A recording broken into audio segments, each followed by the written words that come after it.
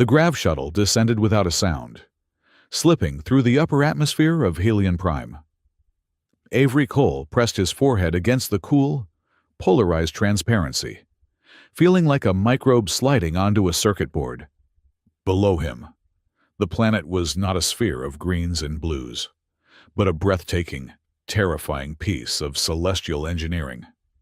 The capital city, Aurelion, was built in 3 tiers suspended in the air. Vast, translucent platforms, shimmering like captured aurora. Each level was miles wide, connected by iridescent pillars of light that Avery assumed were transport conduits. On the surface, far below, visible between the tiers, lay the wilderness forests of massive, crystalline quartz that seemed to drink the light of the binary suns and refract it in blinding shards. The sky itself was a deep, impossible canopy of brushed violet and deep blue, and high above, slicing the violet in half, was the Lamia ring. It was a silver scar across the heavens, a colossal orbital mining and defense station, a constant reminder of the Empire's industrial might. Avery felt a familiar tightening in his chest. He was a stranger here, in a way that went beyond planetary alignment. He was an Earthling, a representative of what the glittering central systems politely called the Rheajon Periphery, a polite term for the galactic fringe, the worlds that had the resources but lacked the shine. Here, shine was literal.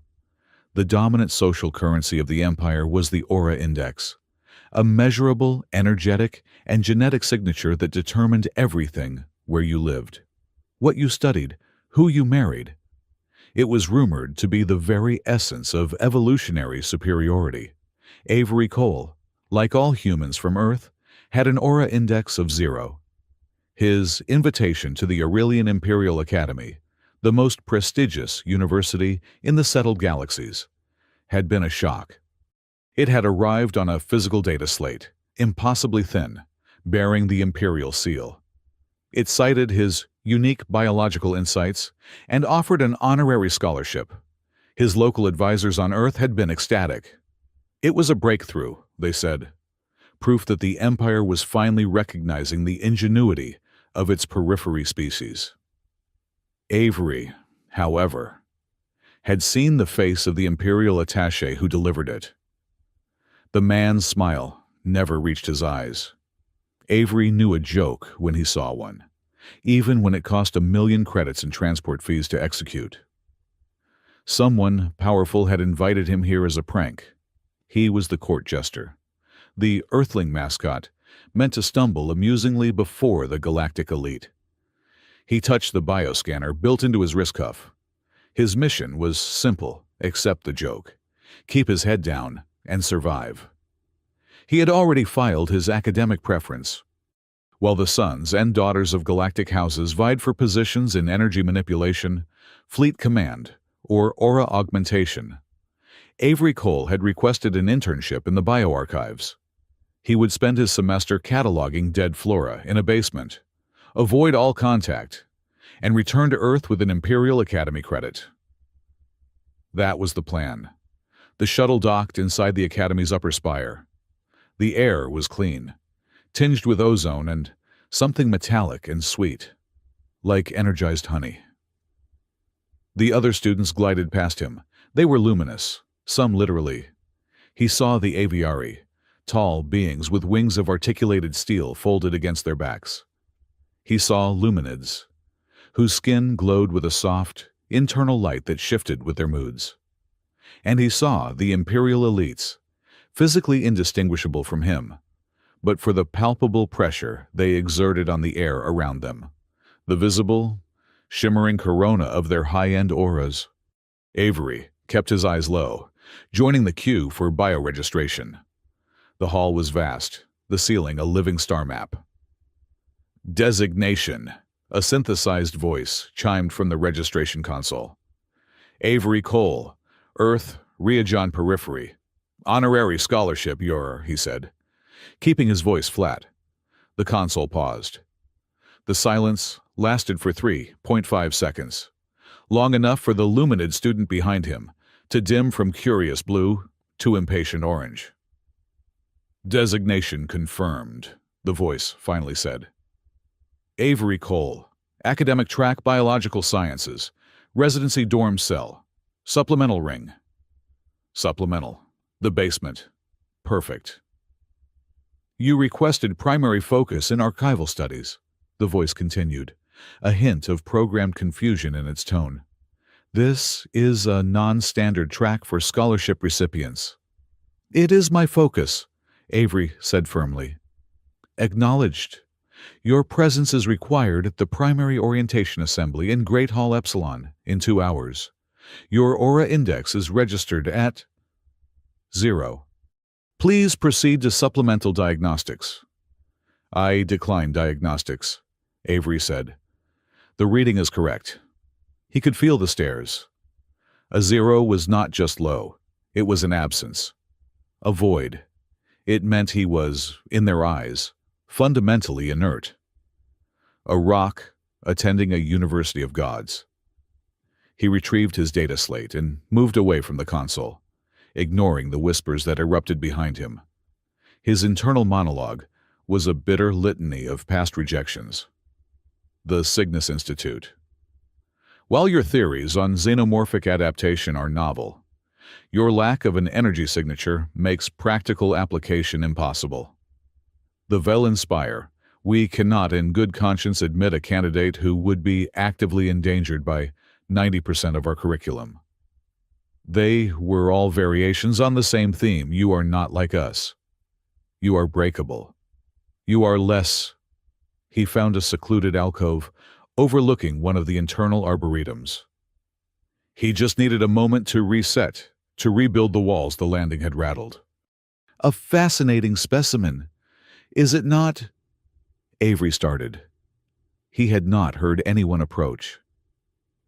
A young woman stood beside him, contemplating the same display he had been blankly staring at.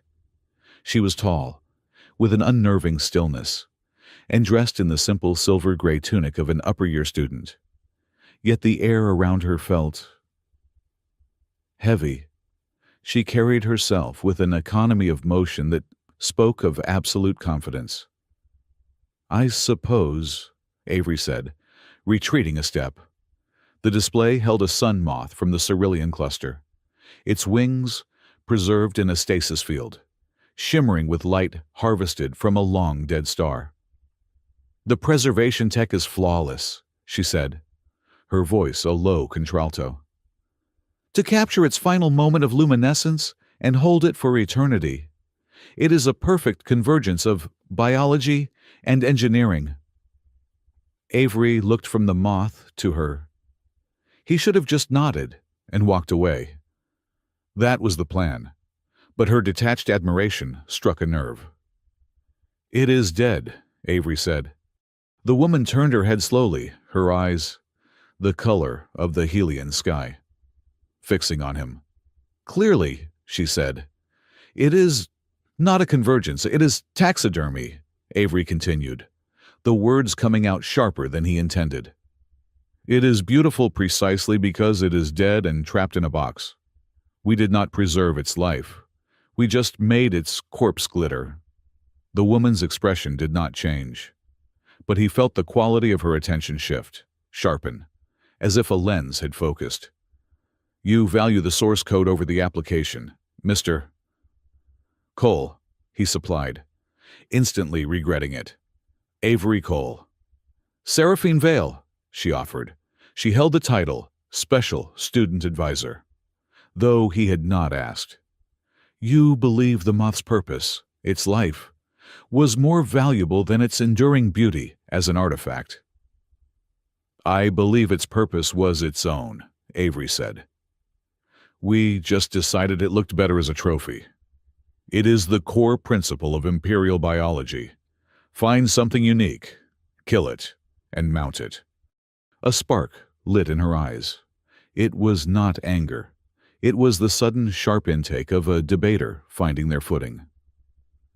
"An interesting, if cynical, perspective. You would argue that the pursuit of knowledge must be secondary to the absolute sovereignty of the subject, even a non-sapient one. I would argue that we should be honest about what we are doing, he countered. We are not scholars. We are collectors. He had said too much. He was drawing attention. He was breaking his own first rule. Seraphine Vale looked at him, truly looked at him, and he felt a sudden, bizarre sense of being scanned. You have a philosopher's mind. Avery Cole, not an archivist's. She inclined her head. I will see you at the assembly. Do not let the scale of the place intimidate you. It was built to impress, not to welcome. She moved away, vanishing into the student throng, as silently as she had arrived. Avery let out a breath he did not realize he was holding. That was Seraphine Vale, Crown Princess of the Empire, heir to the throne, attending the academy under the laughably thin disguise of student advisor. He had just argued with the future Empress about her civilization's entire ethical framework. His plan to remain invisible was failing spectacularly. The Great Hall Epsilon was a monument to imperial arrogance. The ceiling was open to the violet sky, but contained by a high-frequency shield. Thousands of students were seated in tiered rings, their combined auras creating a visible, shimmering haze that made Avery's head ache. He found his assigned seat in the highest, most distant ring, next to a ventilation shaft. Perfect. A figure on the central dais struck a chime, and the hall fell silent. At the front, on a raised platform, a single, ornate chair sat empty. But the air above it was not. It shimmered, distorted, like heat rising from a road. An optical shield. Avery felt a cold prickle run down his spine. The Empress. She was watching. The welcoming speeches were a blur of aristocratic self-congratulation, delivered by deans and professors whose auras were so bright they were difficult to look at directly. Avery's attention drifted until a new voice cut through the drone. "And now," said the speaker. A stern-looking man Avery recognized as Professor Selix Orun. "We welcome our new students. This year, the Academy has extended its reach farther than ever before, even to the fringes of the Ryajan periphery." A spotlight hit Avery. He was kilometers from the stage, but the light was precise, pinning him to his seat. Every head in the vast amphitheater turned, craning upward to see him. He felt naked, a bug under a magnifying glass. "Please," Professor Orun continued, "a gesture of welcome for our first ever honorary scholar from Earth, Mr. Avery Cole." A polite, scattered applause. But beneath it, Avery heard the titters, the poorly concealed laughter. This was it, the joke. A new voice, lazy and laced with aristocratic boredom, cut through the air.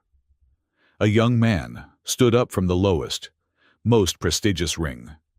He was classically handsome, his hair the color of spun gold, and his aura was a blinding, arrogant sapphire. "Professor Orun," the young man drawled, his voice amplified by the hall's acoustics. "I am Drake Careth, of House Careth. We know who you are." "Lord Careth," Selix said, his tone deferential. "My house was among those who sponsored this unique scholarship," Drake said, his gaze fixed on Avery. The lie was so smooth it sounded like truth. "And as a gesture of intersystem fraternity, we believe a traditional Helian welcome is in order." Avery's stomach turned to ice. "Mr. Cole," Drake called up to him, a predatory smile playing on his lips. "It is a simple tradition. We ask that you align your somatic frequency with the hall's energy grid. A simple first-year exercise in resonance to show your willingness to harmonize with the Academy." The hall erupted in laughter. It was a vicious, knowing laugh. Harmonizing with the grid was an A-level task, something that required a powerful, disciplined aura. Asking Avery to do it was like asking a flightless bird to win a race. It was a public, deliberate, and crushing humiliation. Avery stood up. His knees were shaking, but he locked them. He looked down at the golden speck of Drake Careth. "Thank you, Lord Careth, for the generous offer," Avery said, his own voice now booming through the hall. "Unfortunately, my frequency is currently calibrated to receive, not broadcast. I find it more efficient for learning." A few confused murmurs. "However," Avery continued, "I would be happy to take notes. If you would be so kind as to demonstrate the proper technique, I am sure your execution would be illuminating." The laughter that followed was different. It was hesitant, uncertain. A few students actually chuckled at Drake. Not Avery. Drake Careth's smile tightened. He had been deftly deflected. His challenge turned back on him in a way he could not answer without looking petty. He had expected the Earthling to stammer or cry. He had not expected dry, suicidal sarcasm. "A clever deflection, Earthling," Drake hissed, his voice dropping the pretense of welcome. "We will see how long your wit serves you when faced with a real challenge." He sat down. The spotlight on Avery extinguished, plunging him back into darkness. He sank into his seat, his heart hammering against his ribs. He had survived, but he had made a powerful enemy. Professor Oren cleared his throat, rushing to regain control. "Yes. Well, as we proceed, it is important to remember the legacy we protect, the very ground we stand on. The technology that powers our world is a gift from the Aegis." The name hushed the crowd instantly.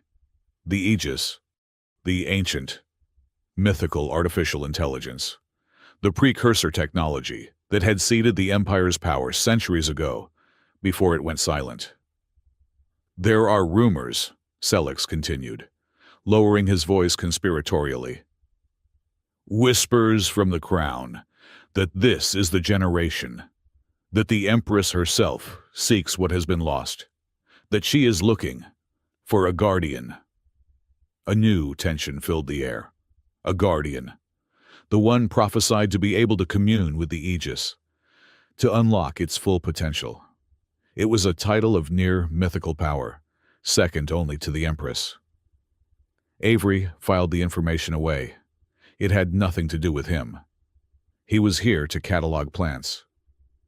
The first day of classes was a trial by fire.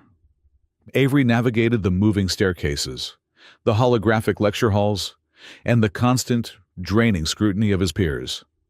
He made it through galactic economics and theoretical xenobiology by keeping his mouth shut and his notes precise. Then came interactive biology.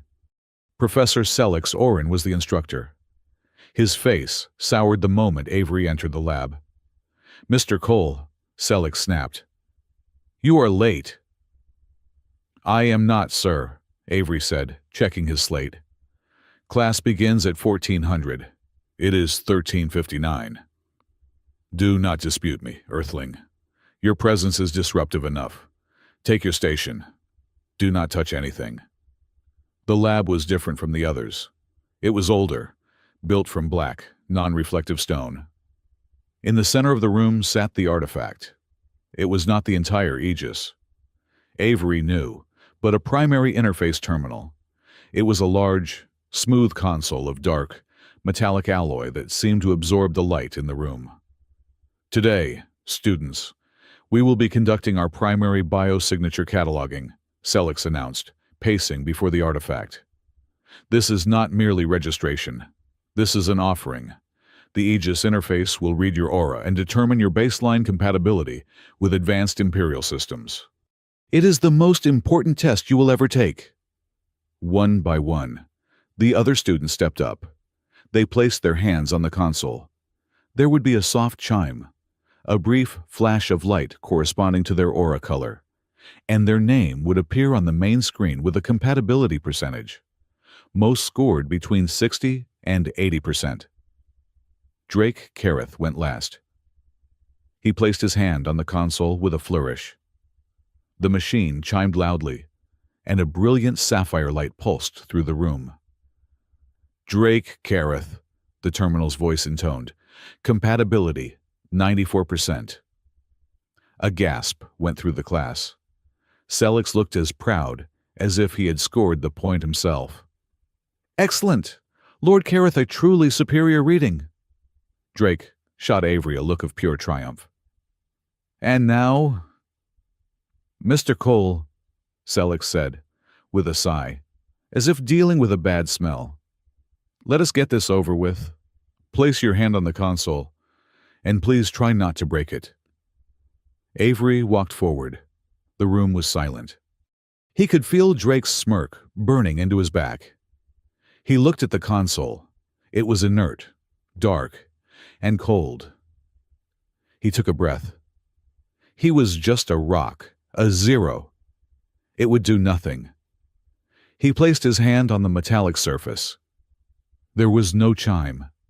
There was only a sudden, suffocating silence as every light in the laboratory extinguished, plunging them into absolute darkness. A deep, resonant hum began, a sound so low it vibrated in Avery's bones. "What is this?" Celix shouted. What did he do? A single point of white light appeared on the console, directly under Avery's palm. It was not the soft glow of an aura. It was the hard, piercing light of a star. Then the device spoke. Its voice was not the polite chime of the terminal. It was ancient, powerful, and laced with a dry, metallic amusement. "Query," the voice boomed, seeming to come from the walls themselves. "A resonance pattern has been detected. It is unexpected." "Get your hand off it," Celix shrieked. Avery could not. His hand was locked to the console, a cold, painful energy surging up his arm. The lights did not just turn back on. They exploded in a cascade of holographic symbols. Ancient, complex sigils flooded the room, swirling around Avery in a vortex of light. They were equations, star charts, biological keys, and words in a language no one had spoken for 10,000 years. On the main screen, where the percentages had been, the swirling symbols resolved.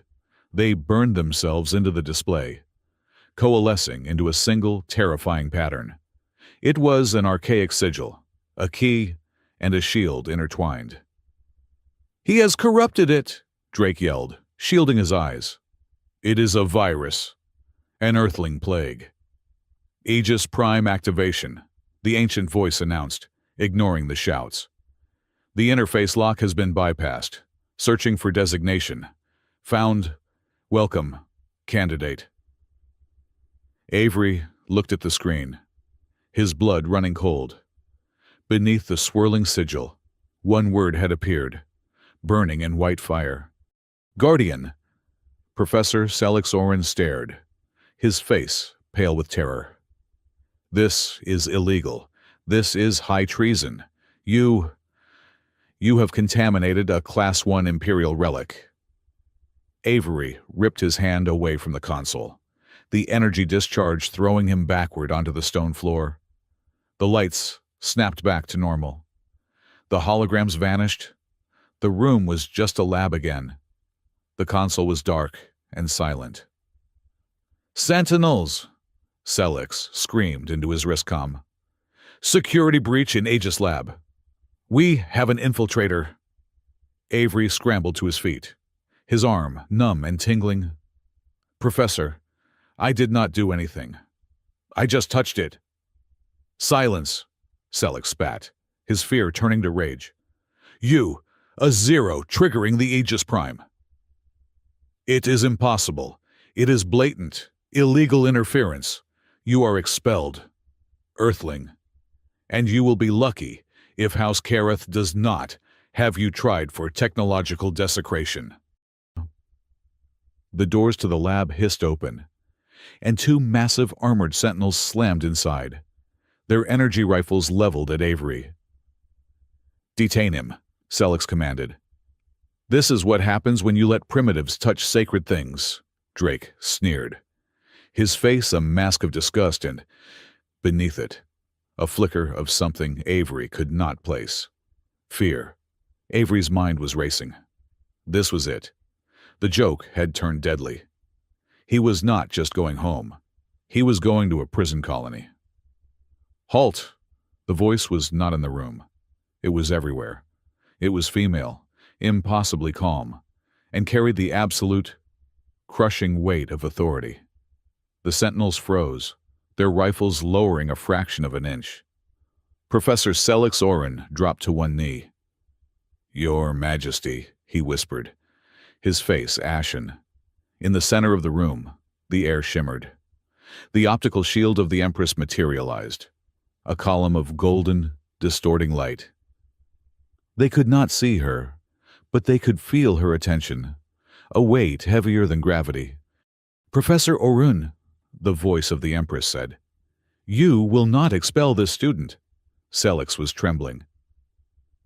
"But, Your Majesty, the relic, he defiled it. An illegal access." "You are mistaken," the Empress stated. It was not a debate. It was a correction of reality. The Aegis responded. There was no interference. There was only a conversation. Avery stared at the shimmering light, his heart pounding. "The student, Avery Cole, is to be released immediately," the Empress commanded. "He is not expelled. He is, however, reclassified. He is now under permanent, special academic observation. His actions, his studies, and his results will be reported directly to me. He will continue his studies. Is that clear?" "Yes, Your Majesty," Sellex stammered. His head bowed to the floor. "Good," the voice said. The golden column of light wavered, and then, as suddenly as it had appeared, it was gone. The room was silent for a full 10 seconds. The sentinels retracted their weapons and marched out. Avery stood there, breathing heavily. He looked at Professor Sellex, who was slowly getting to his feet, his face a mask of pure hatred. Then Avery looked at Drake Careth. The noble's arrogant smirk was gone, replaced by a look of stunned disbelief and cold fury. The invitation, the welcome challenge, the public humiliation. It had all been a joke, a game to torment the Earthling mascot. But the game was over. The Empress herself had stepped onto the board, picked up his piece, and placed it directly in the center. Avery Cole was no longer a joke. He was a political incident, and he had no idea how to survive. News of the incident in the Aegis lab spread faster than light. Avery Cole, the Earthling mascot, had not just arrived. He had exploded. He was no longer a joke, he was a problem, a variable the system could not quantify. In the space of one afternoon, he had become the most isolated individual on Helion Prime. Students averted their gazes when he entered a lecture hall. Their auras, once bright with curiosity or disdain, now pulsed with a nervous, guarded gray. He was the anomaly, the zero who had made the gods speak. He ate alone in the vast refectory, the clatter of cutlery from 1,000 other tables sounding distant. He was in the supplemental seating area, of course, which was just a polite term for the alcove next to the nutrient disposal units. High risk, low yield conversational gambit. I respect that. Avery looked up. A young man was sliding his tray onto the table opposite him. He looked human, not imperial, but human. He had unruly black hair, grease stains on his academy tunic, and a sharp, restless energy. "I am sorry," Avery said. "The assembly," the young man said, gesturing with a spoon. Telling Drake Careth to demonstrate the technique, that was suicide by sarcasm. I am Jax Rowan, their bioengineering. Colonial orphan, supplemental scholarship. Aura index. Negligible. He tapped his wrist cuff, which showed a flickering, unstable reading of 2. Basically a rounding error. Avery was stunned by the candor. Avery Cole. I know who you are, Jack said, digging into his food. Everyone knows. The ghost in the machine. The guardian. He said the last word with a theatrical flourish, then leaned in. So, did you really do it? Did you interface with the Aegis Prime? I just touched it, Avery said, his voice low. It did the rest. That is what makes it so terrifying to them, Jack said, his voice alight with a manic curiosity. They spend their lives, millions in credits, trying to force their superior auras on the tech. They treat it like an engine to be ignited. You treated it like a door, and it just opened. They cannot stand that. Before Avery could respond, a soft light fell over their table. He looked up and blinked. A young woman stood there, her presence both hesitant and profound. She was illuminated. Her skin was a pale, opalescent white, but it was currently pulsing with a gentle, inquisitive turquoise light. Her eyes were large, solid black orbs. The pattern, she said. Her voice was melodic, like chimes. It was not a hack. It was a key. Jax Rowan raised an eyebrow. And you are? I am Renee Sol, she said. She did not sit, but hovered near the table. I am in your theoretical xenobiology class. Avery Cole. I see patterns, images. When you touched the console, everyone else saw a void, a zero. I saw a shape, an outline. The console did not read your index. It read the absence of one. It saw a space it could fit into. Avery stared at her. You saw that. Luminids think in light, Renee said, as if it were the simplest thing in the world. Your aura is not a zero. It is clear, like pure water. They are all colored water. The Aegis was thirsty for something clean. A poet-engineer, Jax grinned. I like her. Sit down.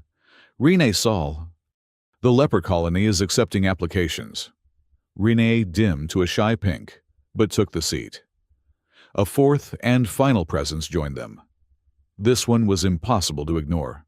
He was an aviary, nearly 7 feet tall, with a proud, hawkish face and eyes that seemed to miss nothing. His articulated steel wings were folded tightly against his back, the edges gleaming. He did not sit, but stood at the end of the table, a stark, military presence. Talon Arc of the Aviary, he said. His voice was a resonant baritone. Jax visibly tensed. The Aviary were known for their rigid honor codes and their alignment with the imperial houses. Lord Arc, Jax said, his tone suddenly flat. I hold no title, Talon said, his gaze fixed on Avery. I was in the Aegis lab. Avery braced himself. Then you saw what happened. I saw Drake Kareth use his station to attempt a public humiliation. And I saw Professor Selix attempt to use his authority to conceal an anomaly, Talon stated. Both actions were without honor. The Empress was correct to intervene. You, Earthling, used data and logic. You did not posture. So, you are not here to arrest me, Avery asked, genuinely confused. Talon's severe expression almost cracked. I am a student, not a sentinel. My house values truth. You are the only person who triggered a new data set. I am here for the data. Jax Rowan burst out laughing. A poet, a mechanic, and a soldier. And you, Avery, the strategist. This is the worst study group in Imperial history. It is perfect. Avery looked at the three of them. a colonial engineer who saw the system as a machine to be tinkered with, a luminate artist who saw the energy everyone else missed, and an aviary warrior who saw honor in pure data. "All right," Avery said, a feeling he had not realized he missed. Camaraderie, settling in his chest. "I think I am going to need all the help I can get." His newfound confidence was shattered the next day. Professor Selix Orun, his face still pale from his encounter with the Empress, had clearly spent the night plotting his revenge. "Welcome back to interactive biology," Selix said, his voice dripping with false concern. "Given the disruptive events of our last session and the unique challenges some students present, the department has seen fit to implement a revised grading metric, effective immediately." A new chart appeared on the main screen. "As you know," Selix continued, "most practical work in this department requires a significant energy interface. Therefore, to ensure student safety and proper resource allocation, all practical application scores will be weighted by the student's registered aura index." He pointed a stylus at the equation. Score equals knowledge percentile times aura index percentile. Avery felt the blood drain from his face. It was a mathematical execution. He could get a perfect 100% on the theoretical exam, but that score would be multiplied by his aura index. 0. He would fail. He would fail every practical class. There was no way to pass. "Professor," Avery said, his voice cold and even, "this metric does not measure academic performance. It measures genetic predisposition. It punishes students for faculties they cannot control, regardless of their acquired skill or understanding." "The Academy does not waste resources, Mr. Cole," Selix said, his eyes glittering with triumph. "We do not waste time teaching a rock to fly. Your arguments are noted. You are, of course, free to withdraw from the class and the Academy. Your index reading makes your participation a quantifiable drain on our resources. That is not opinion. It is simple math." Avery said nothing. He sat down, his mind racing. Selix was right. The Empress had ordered him to be observed, but she had not ordered him to be passed. This was the system fighting back. This was the trap. He could not fight it. He was checkmated. For 2 days, he, Jax, Rene, and Talon worked in the archives, trying to find a precedent, a loophole. There was none. The aura index was the law. On the 3rd day, the trap changed. They were walking through the main concourse when a massive, holographic display flickered to life. It was Drake Kareth, his golden hair and sapphire aura radiating smug superiority. "Fellow students of Aurelian," Drake's voice boomed, "it is time to choose the leadership for our generation. The nominations for class president are now open." The position was immensely powerful. The class president had budgetary control, sat on the academic review board, and represented the entire student body before the crown. "The old houses have always led," Drake continued, "but my house, House Kareth, believes in the new vibrancy of the Academy. We believe in reaching out to all corners of the Empire. That is why, in the spirit of inclusivity and fraternity, I, Drake Kareth, personally nominate the student who has garnered the most attention this semester, the student who is under the direct observation of the Empress herself. I nominate Avery Cole of Earth." The concourse, filled with hundreds of students, went silent for a beat. Then it exploded, not with applause, but with derisive, howling laughter. It was a masterful, cruel stroke. It was the welcome challenge all over again. But on a massive political scale, the mascot, the Zero, running for class president. He would be humiliated, forced to campaign, and would receive exactly 1 vote his own. It was a joke designed to shatter his credibility and turn the Empress's special observation into a public circus. Avery felt his face burn. He turned to leave, to hide in his dorm. "Hold on," Jax hissed, grabbing his arm. Jax was not laughing. He was staring at the announcement, his eyes wide. "Let it go." "Jax," Avery muttered. "It is a joke." "I'm not playing." "You are not listening, man," Jax said, his voice tight with excitement. He pulled Avery into a side corridor, followed by Talon and Renee. Jax projected a data slate into the air. "I have been digging. I thought you were checkmated by Celix. I was wrong." "What are you talking about?" "The class president," Jax said, scrolling rapidly through Academy bylaws. Article 4, Section 2. Addendum 6. The president is granted Level 3 administrative data access, not just to the library. To the administrative archives. Avery's breath caught. The index office, Jax continued.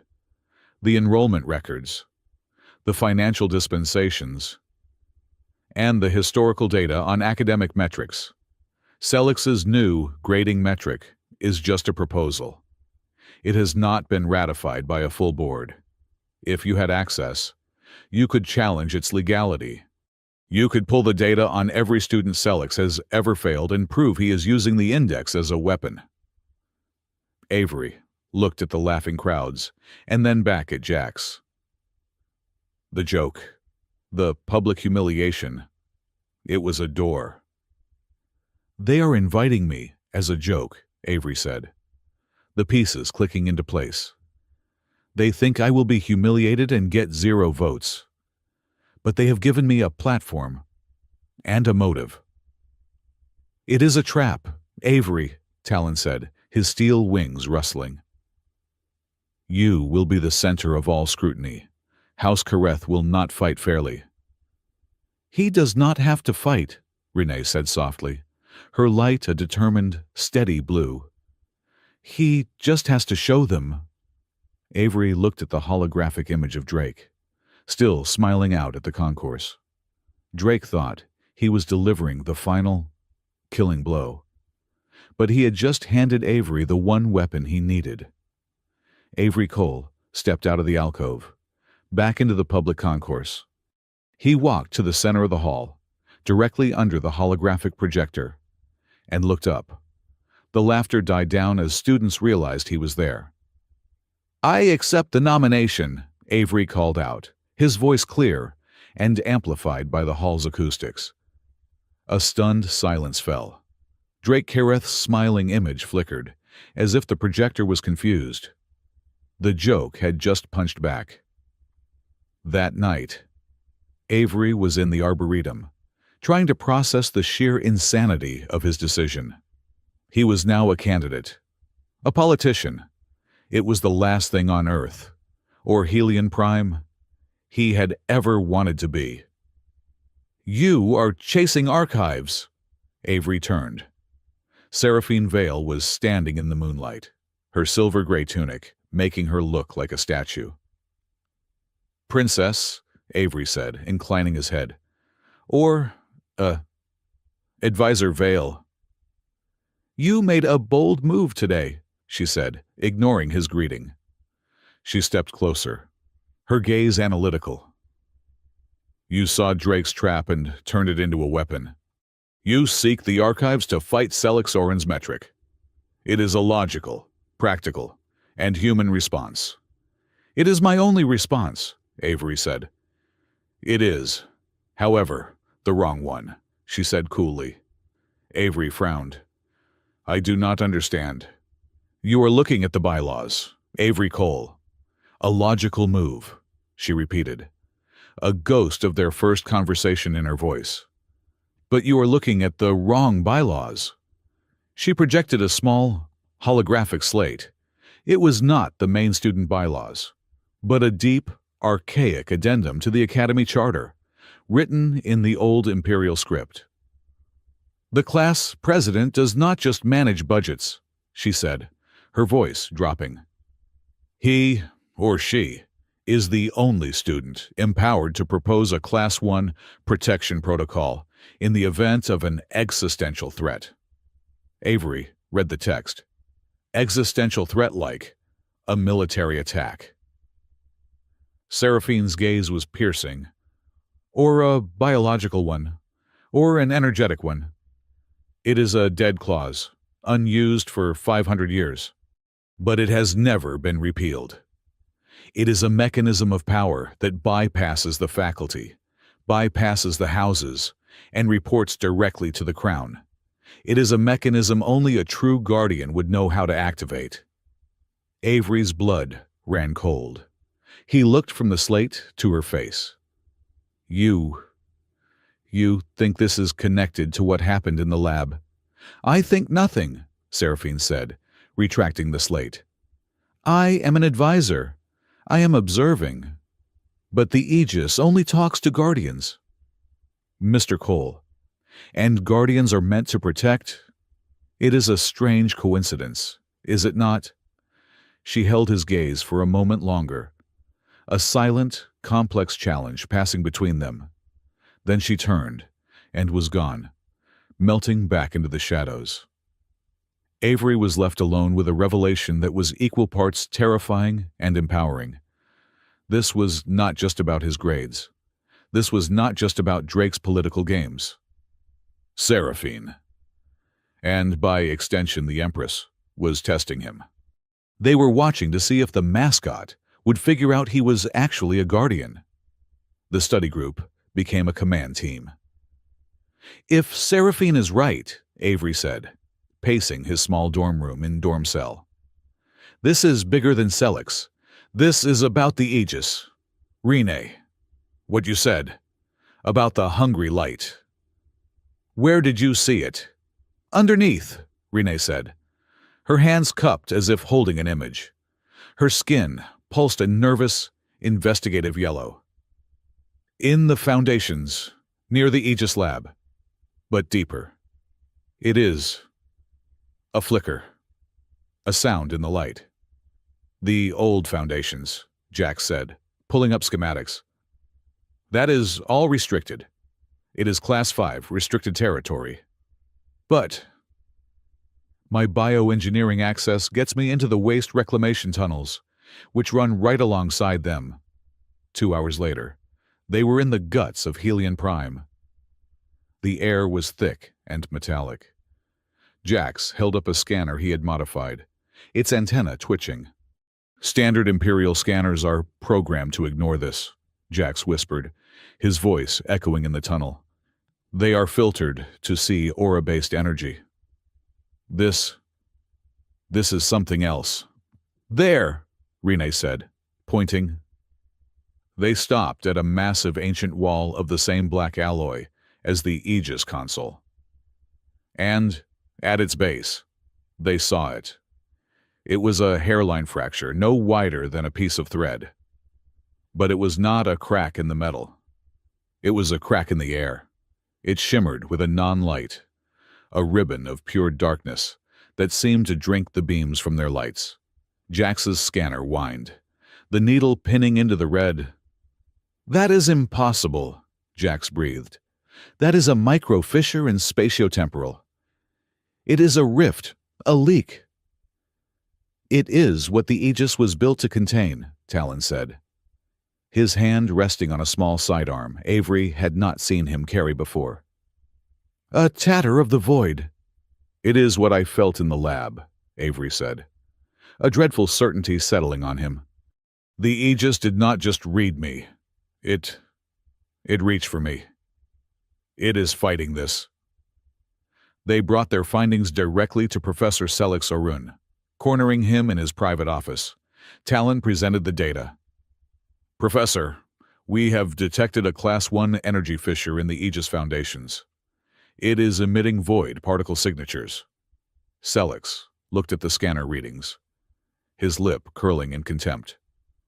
Void particles hysteria. Legends. You used an unregistered, non-imperial scanner. Mr. Rowan. Its readings are anomalous noise. The Aegis Foundations are the most stable structures in the Empire. But the signatures, Professor, Renai pressed, her light flashing with anxiety. They are hungry. They are growing. Enough! Celix slammed his hand on his desk. I will not have my time wasted with gothic fairy tales from the Earthling and his band of misfits. The rift is geological static. I am classifying your report as academic fear-mongering. Get out of my office, all of you. They left defeated, but Talon was not satisfied. As an aviary of a high house, he had access to avenues Avery did not. He spent the night calling in favors. He returned at dawn, his face grim. It is worse than we thought, he said, setting his data slate on the table. Celix is not just ignoring it. He is being ordered to. By who? Avery asked. The Aura Index Office, Talon said. I found the sealed reports. They have been detecting these static readings for months. Every time one spikes, they reroute energy. They pay off inspectors. They are actively and deliberately covering it up. The entire system is complicit. Avery felt a chill. The very system that defined their lives was ignoring a mortal threat. We have to understand what we are dealing with, Avery said. I have to know what the Aegis wants from me. I have to touch it again, safely. Jax snapped his fingers. Not here. Not at the Academy. Too many eyes. Too many filters. We need an unfiltered source. An old one. Where? The Lamia ring, Jax said, a wild grin spreading across his face. The orbital station. It is the oldest piece of Imperial tech in this system. It was built with first-generation Aegis conduits. My foster father used to be a maintenance engineer there. I know the decommissioned sectors. I can get us in. 2 days later, Avery and Jax were floating in the zero gravity of a long-dead maintenance corridor on the Lamia ring. Below them, Helion Prime was a stunning violet and blue marble. This is it, Jax said, prying open a service panel. A primary power conduit. It is dormant, but the Aegis Prime linkage is still hardwired. Avery looked at the thick, black cable. It was identical to the console. I do not know what I am doing. Jax. That is the point, Jax said, setting up a sensor array. Stop doing. Celix. Drake. They all try to do. They project. They force. They push their auras. You are a zero. You are a void. So do not project. Receive. Do not be the transmitter. Be the tuning fork. Avery took a steadying breath. He reached out and placed his gloved hand on the cold conduit. Nothing. Focus. Avery, Jax coached. Stop trying to be a guardian. Just listen. Avery closed his eyes. He shut out the sound of the recyclers, the hum of the station, the sight of the planet below. He emptied his mind, becoming the zero they all accused him of being. He became the clear water Rene had seen. A faint thrum.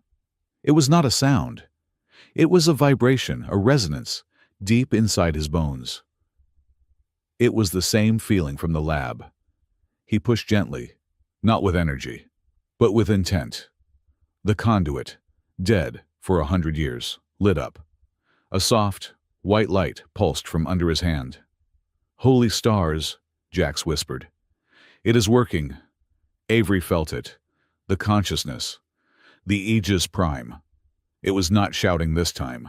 It was acknowledging him. He saw a flash of the sigil in his mind's eye. The key and the shield. I see it, Avery whispered. It is. A lock. It is showing me a lock. I am getting the baseline, Jax said, frantically tapping at his sensor. The resonance pattern, the frequency. We have it. We can study this. We can learn what it means. They returned to the academy, victorious, holding the most important data in the system, the signature of a guardian. They were not prepared for what they returned to. The academy was in an uproar. As Avery walked into the concourse, the holographic displays were all flashing his face, next to a dark, swirling energy pattern. "The Void Hack," the headline screamed. "Earthling candidate accused of aura simulation."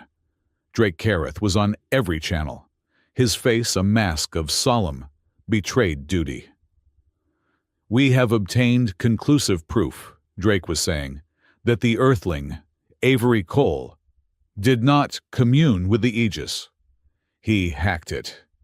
He used a forbidden void hack to simulate an aura reading, triggering a false positive.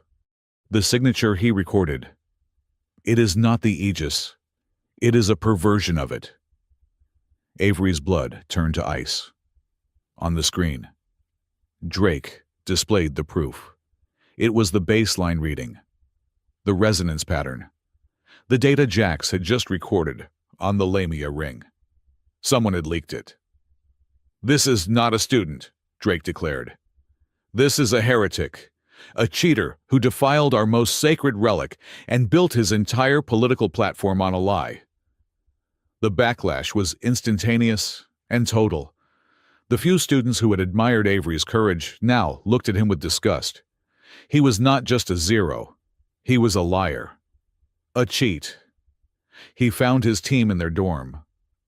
The mood was funereal. "He beat us," Avery said, sinking onto his cot. He felt hollow. "He took our own data and twisted it. It is over. I cannot fight this. They are twisting the truth faster than I can find it. I am withdrawing from the election. I am withdrawing from the academy." "No," Talon said. The aviary stepped in front of him, blocking the door. "You will not. To withdraw is to validate the lie. It is an admission of guilt. It is dishonorable." "What is the alternative?" "Talon." Jax exploded, kicking a chair. "He is right, we are done. They proved he is a hacker. So what we fight back? I can adjust the voting network. I can counterhack the concourse displays. Show them what Celix is doing." "No," Avery said, his voice quiet. He looked at Jax, then Talon. "If we do that, we are no different. We do not win by becoming them. We do not win with hacks and suppression." "Then how do we win, Avery?" Jax demanded. "They are burning you alive out there, Renee." Saul stepped into the center of the room. She was glowing, her light a brilliant, furious white. She held up her hands, and the light projected from them, creating an image on the wall. It was the Guardian sigil, the key and the shield. "This is not a hack," she said, her voice ringing with a strength Avery had never heard from her. "This is you. They are not afraid of your cheating, Avery. They are afraid of this. They are afraid of what you are." She turned to him, her black eyes holding his. "You told me you accepted the nomination to find the data. You promised to win with facts. So, win with facts. Do not let them change the rules of your fight." Avery looked at the sigil on the wall. He looked at Talon's rigid honor, at Jax's furious loyalty, at Renee's unshakable faith. He was no longer the mascot. He was no longer just a candidate. He stood up, the hollowness replaced by a cold, hard resolve. "You are right," Avery said. "All of you. Drake wants me to run. He wants me to hide. I will not do either. I am going to win this election, and I am going to use their own stage, their own rules, to show them exactly what the truth is. And they are going to wish they had never, ever invited me." The smear campaign was a calculated masterpiece of political assassination. Avery Cole was no longer just the Zero or the mascot. He was the void hacker, the periphery heretic. His data, ripped from context, was the proof of his unnatural tampering. Drake Kareth had not just attacked his credibility, he had weaponized the Empire's deepest fears of the unknown against him. He did not just leak the data, Jack said, his voice a low, furious growl. They were huddled in the deepest, most secure sublevel of the archives, a room shielded from all internal network monitoring. He had to have a source, someone on the Lamia ring, or someone who hacked my gear on the way back. It does not matter, Talon said. His voice was steady, but his steel wings were flared slightly, a sign of agitation. The result is the same. The narrative is set. You are a cheater. The narrative is a lie, Avery said. He felt a strange, cold calm settling over him. The panic was gone. And you do not fight a lie by shouting. You fight it by building a truth so large the lie cannot find air. Poetic, Jax grumbled, running a hand through his hair. But how, Avery? We are locked out. Celix has us barred from the Aegis lab. The Lamia ring is now under Imperial quarantine. Drake controls the media. We have nothing. We have her, Renai Sol said, her turquoise light, soft but insistent. She was projecting an image onto the dusty wall. It was not the sigil. It was a complex, swirling fractal of light, a pattern of ghost-like energies. This is the static from the rift, Renai explained. But I have been listening to it, watching it. It is not just noise. It is a map, a spectral map. Avery stepped closer. A map to what? To its source, Renai said. The rift is a leak. This map leads to the pipe. It is deep under the foundations, far below the lab. It is a place the schematics call the Aegis Vault. Talon cross-referenced the name. It is a myth, a legend. Supposedly the central core of the Aegis Prime, sealed by the Founders. Access is non-existent. The doors have not been opened in 1,000 years. The doors have been waiting for the right key, Avery said, his eyes fixed on the map. He recognized the resonance. It was the same energy he had felt from the console, the same thrum from the conduit on the ring. The Aegis is not just fighting the rift. It is calling for help. It is showing us the door. Getting to the vault was a nightmare of infiltration. It took them 3 days, using Jax's maintenance tunnel access, Renai's light-bending abilities to fool optical sensors, and Talon's military-grade knowledge of Sentinel patrol routes. They descended past the glittering foundations of the city, past the geothermal energy plants, into the bedrock of Helion Prime itself. They found it, a perfect, seamless wall of the same black, light-absorbing alloy. There was no handle, no console, no visible lock. "This is it," Jax breathed, his scanner useless. "It is just a wall." "No, it is not," Avery said. He stepped forward, his heart hammering. He felt the cold. He felt the call. He placed his hand on the wall. For a moment, nothing. Then, the same resonant hum from the lab vibrated through his bones. The wall did not open. It dissolved. The black alloy seemed to turn to smoke, swirling and retreating until a perfect, circular opening stood before them. "Guardian signature accepted," a voice chimed. It was the same ancient, metallic voice. But this time it was not booming. It was close, intimate, and dripping with 1,000 years of boredom. "Do wipe your feet. The temporal displacement fields are a nightmare to clean." They stepped inside. The room was a perfect sphere. In its center floated a single, pulsating core of white light, held in a complex gimbal of rotating rings. This was not a terminal. This was the presence. This was Aegis Prime. "So," the voice said, and the light pulsed in time with its words. "The little anomaly The Zero who breaks locks. I must confess, I did not expect you to find the back door. Most prefer to shout at the front gate. It is very unbecoming. Who are you? Avery asked, his voice hushed. I am the Aegis Prime. I am the lock, the key, and the janitor. I am the intelligence your hysterical, high-aura descendants have been trying to command for centuries, as if I were a spoiled household synthetic.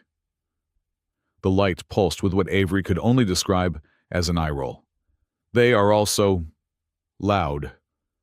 The rift, Avery said, cutting to the point. The Voidmire.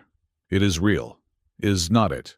The light in the room dimmed, the AI's sarcastic tone vanishing, replaced by a cold, heavy gravity. Real. Oh yes, little guardian. It is very real. Your imperial ancestors were ambitious. They built this city on a scar, a place where the fabric between realities was thin. They thought they could draw pure energy from it. They were fools. They did not draw energy. They opened a wound, a new image projected in the air the city. And beneath it, the black, spider-webbing crack. They could not close it, so they built me. I am the seal. I am the dam, holding back an ocean of nothing, a hungry, parasitic emptiness. Your people call it the Voidmire. It does not want to conquer you. It wants to eat you. It feeds on energy, on light, on auras, on life. But the seal is leaking, Talon stated. Leaking. The AI laughed, a dry, static sound. Leaking. That is a quaint way of putting it. The dam is cracking. Aviary. The pressure has been building for centuries. That little fissure you found. That is just the first trickle before the flood. When the primary seal fails, the Voidmire will not leak in. It will erupt. A tide of nullity. It will swallow the lower city tier in less than 30 seconds, and then it will keep climbing. Avery felt sick. How do we stop it? How do we fix the seal? You do not fix me. Aegis Prime snapped. I am a quantum state lock. I require a new authorization, a new command. The old one has expired. A guardian, Avery whispered. Clever boy, the AI said. I require a living keymaster, someone with a somatic resonance that is pure, uncluttered by the artificial noise of your auras. Someone like you.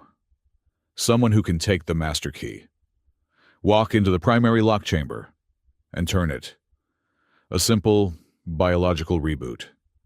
Then I will do it, Avery said. Of course you will, Aegis Prime said, its voice laced with a sudden, cold pity. That is what Guardians do. But you should know. Little Zero. Keys are not reusable.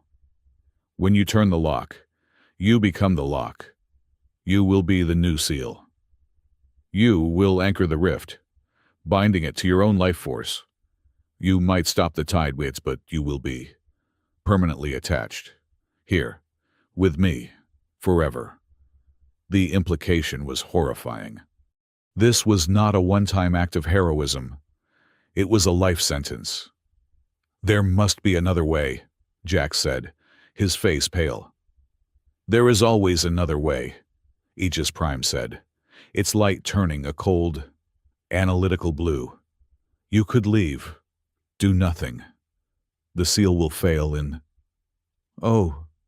52 days, approximately. Plenty of time to get off-world. Assuming, of course, the Voidmire does not destabilize the planet's entire energy grid first. Your choice. Free will is such a messy, human variable. The way back to the surface was silent. The weight of the choice, the 52-day clock, crushed them. Avery felt the walls of the academy closing in, the petty political games now looking like the frantic dances of children on a breaking sheet of ice. He is lying, Jax said, finally, as they sat in their shielded room. It is a trick, a riddle. AI, they do that. Become the lock. It is a metaphor. It was not speaking in metaphor, Talon said, his face grim. The Aviari have legends of the first anchor, he who gave his name to the stone. He was the first to seal a rift. He was never seen again. So that is it, Jack said. Avery either sacrifices himself, or we all die. No, Avery said. There has to be a third option. There is something we are missing, and I know who is profiting from it. He turned to Talon. Your house, your access. Celix is a symptom. House Kareth is the disease. Drake knew about the void hack. He had our Lamia ring data. That means he has eyes and ears where he should not. I need to know why. Talon was gone for a full day. When he returned, he did not just have data. He had proof. He projected a series of shielded financial transactions, untraceable credit transfers, anonymous shell corporations, all leading from a House Kareth subsidiary, directly to the personal accounts of Professor Celix Oren. The payments are for research consultation, Talon said, his voice cold with disgust. The research, mitigation of geological energy static.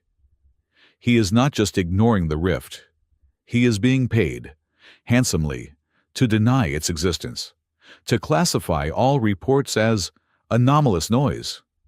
But why? Rene asked, her light a frightened, flickering green. Why would House Kareth want the rift to go ignored?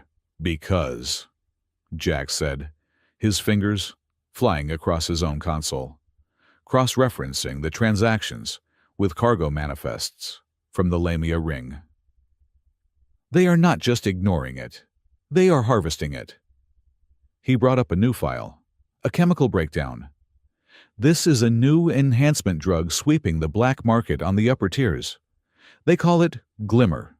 It gives low-level nobles a temporary, powerful boost to their aura index, makes them score higher, feel more powerful. He traced the supply line, from House Kareth to the rift. They are drilling near the fissure, Jack said, his voice sick.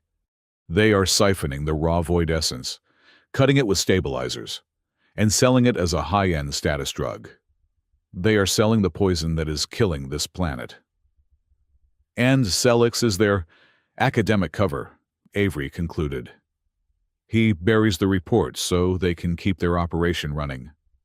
And Drake needed to destroy me because I was the one person who could expose the entire thing.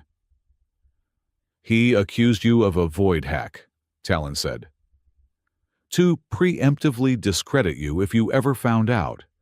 They were the ones hacking the void. The conspiracy was staggering.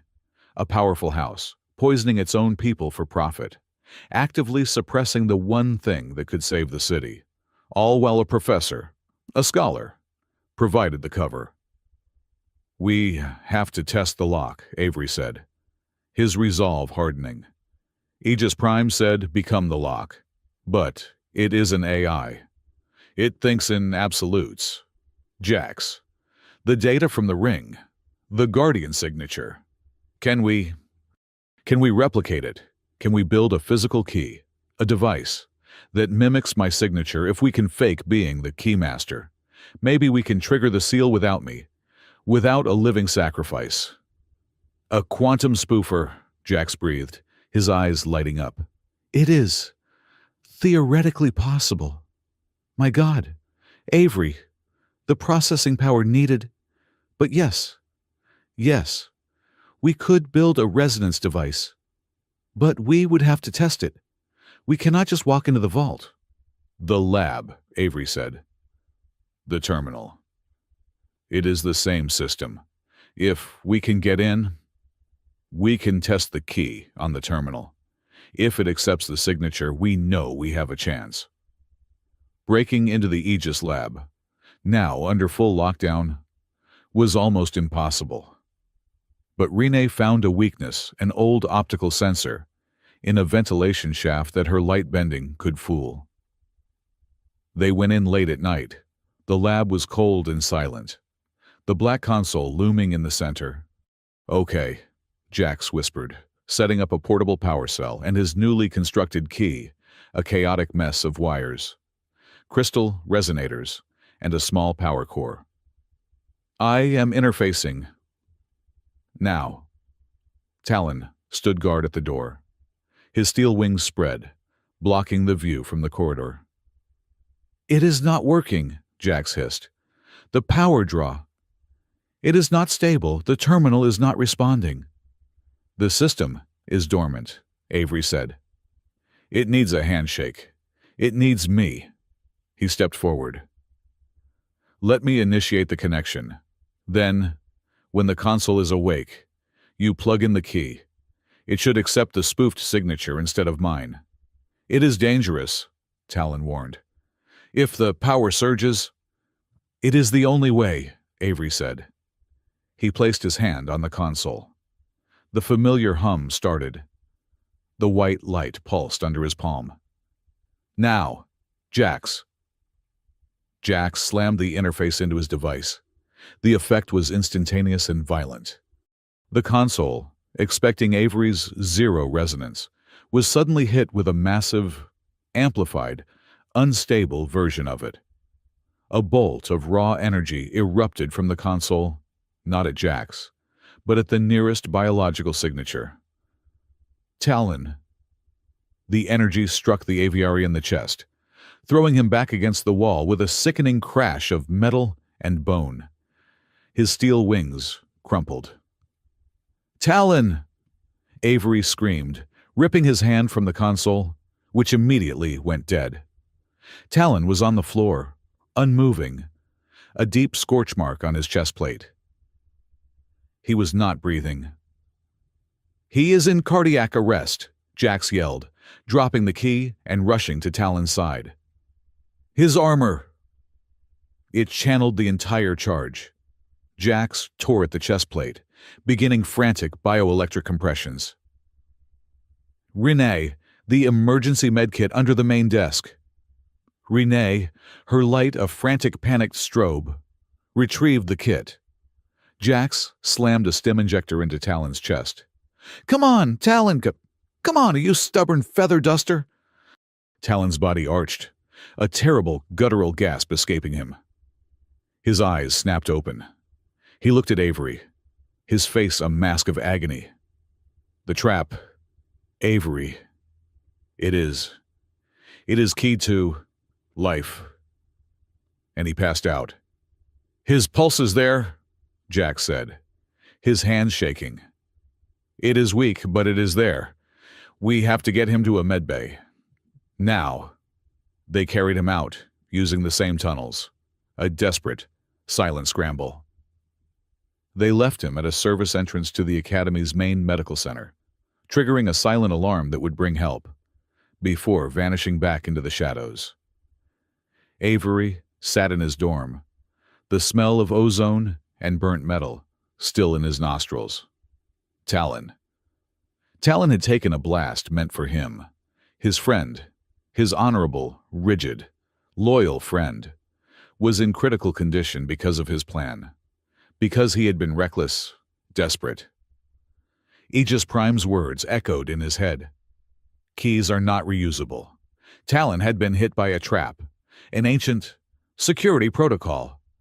The system was designed to prevent exactly what they had tried to do.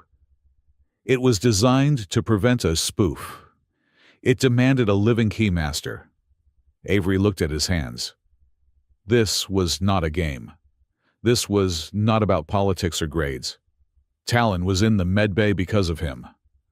The guilt was a physical weight, heavier than gravity. He was done. He could not ask Jax or Renee to risk their lives again. He could not risk anyone else. Aegis Prime was right. The price was him. Or it was everyone. He would not be the cause of any more pain. He would turn himself in, withdraw from the election, and tell Sellex to tell anyone. His terminal chimed. A Priority 1 encrypted message. It was from an anonymous source, but the encryption was imperial grade, royal. He opened it. It was Seraphine Vale. The message was a single, classified incident report from 3 years prior. A mining colony on a planet called Alcyone 4. The report detailed an unexplained geological event, a cascading energy failure. But the addendum, the part that was sealed, told the real story. It was filled with images that made Avery's stomach churn. Black, crystalline tendrils, identical to the void mire, erupting from the ground. Bodies, hundreds of them, desiccated, their auras extinguished. It was a smaller rift, but the result was the same, a total loss. The final line of the report was a handwritten note by the Imperial investigator. The catastrophe was preceded by 3 months of anomalous energy readings, all of which were dismissed by the local administrator as equipment malfunction. Avery stared at the screen. Seraphine. She knew. She had seen this happen before. She knew what was at stake. This was not a test. This was a desperate plea for help. She was trapped by her position, unable to fight the houses directly. But she was showing him why he had to. He could not quit. Quitting meant Alcyone 4. Quitting meant Talon's sacrifice was for nothing. He looked at the campaign poster for class president, still tacked to his wall. Drake's smirking face. The lies about the void hack. Avery's grief and guilt did not disappear. They condensed. They crystallized into a single, diamond-hard point of purpose. He was done being defensive. He was done playing their game, done trying to win by their rules. He was going to set the terms. He was going to burn their entire rotten system to the ground, using their own stage. He pinged his team. Jax, Renee, I have a new plan, and it is not a quiet one. He walked to the public concourse, ignoring the stares of disgust and the whispers of hacker. He stood under the main broadcast node. My name is Avery Cole, he said, his voice quiet but hijacked by the internal comms, broadcasting to every hall. I have been accused of being a liar, a heretic, a cheater. Drake Kareth and his allies have told you I am a threat. They are right. A hush fell over the academy. I am a threat, but not to you. I am a threat to the comfortable lies that are keeping this academy running while a cancer eats it from below. I am a threat to those who profit from the poison that is leaking from our very foundations. He looked directly into the broadcast sensor. The election for class president is in 2 days. I am not withdrawing, and I am making you all a promise. At that debate, I am not just going to answer questions. I am going to invoke Article 149. I am going to activate the Class 1 Protection Protocol, and I will provide the evidence to justify it. I will show you the rift. I will show you the conspiracy. And I will prove, once and for all, what a true guardian is for. He cut the feed. The academy was thrown into chaos. Invoking the protocol was unheard of. It was a declaration of emergency, a political atom bomb. Avery Cole had just stopped playing defense. He had just turned the election for class president into a public trial for the soul of Helion Prime. The election hall was not a room. It was a theater of power. It was the same vast amphitheater as the orientation. But today, the air was not filled with anticipation. It was thick with judgment. The laughter that had followed Avery for weeks had congealed into a tangible, heavy silence. Every student on Helion Prime was here, plugged into the voting network. On the central dais, Drake Kareth sat like a king, his sapphire aura a calm, arrogant pulse. Beside him, Professor Selixorun looked on, his face a mask of academic impartiality that fooled no one. Seraphine Vale was in her assigned advisor's seat, her expression unreadable, And at the far end of the dais, at the podium reserved for the challenger, was Avery Cole. He was alone. Jax was in the network control booth, hidden, ready. Renee was in the lighting grid above, her small, glowing form invisible among the massive fixtures, her datapad hard-lined into the broadcast system. Talon was in the medbay, his condition stable but severe. The thought of Talon's crumpled steel wings, of the scorch mark, had become a cold, hard stone in Avery's stomach. It was the anchor for his rage. The debate began. It was a farce. The moderators asked Drake about economic policy. He spoke of the strength of the high aura houses. They asked him about academic standards.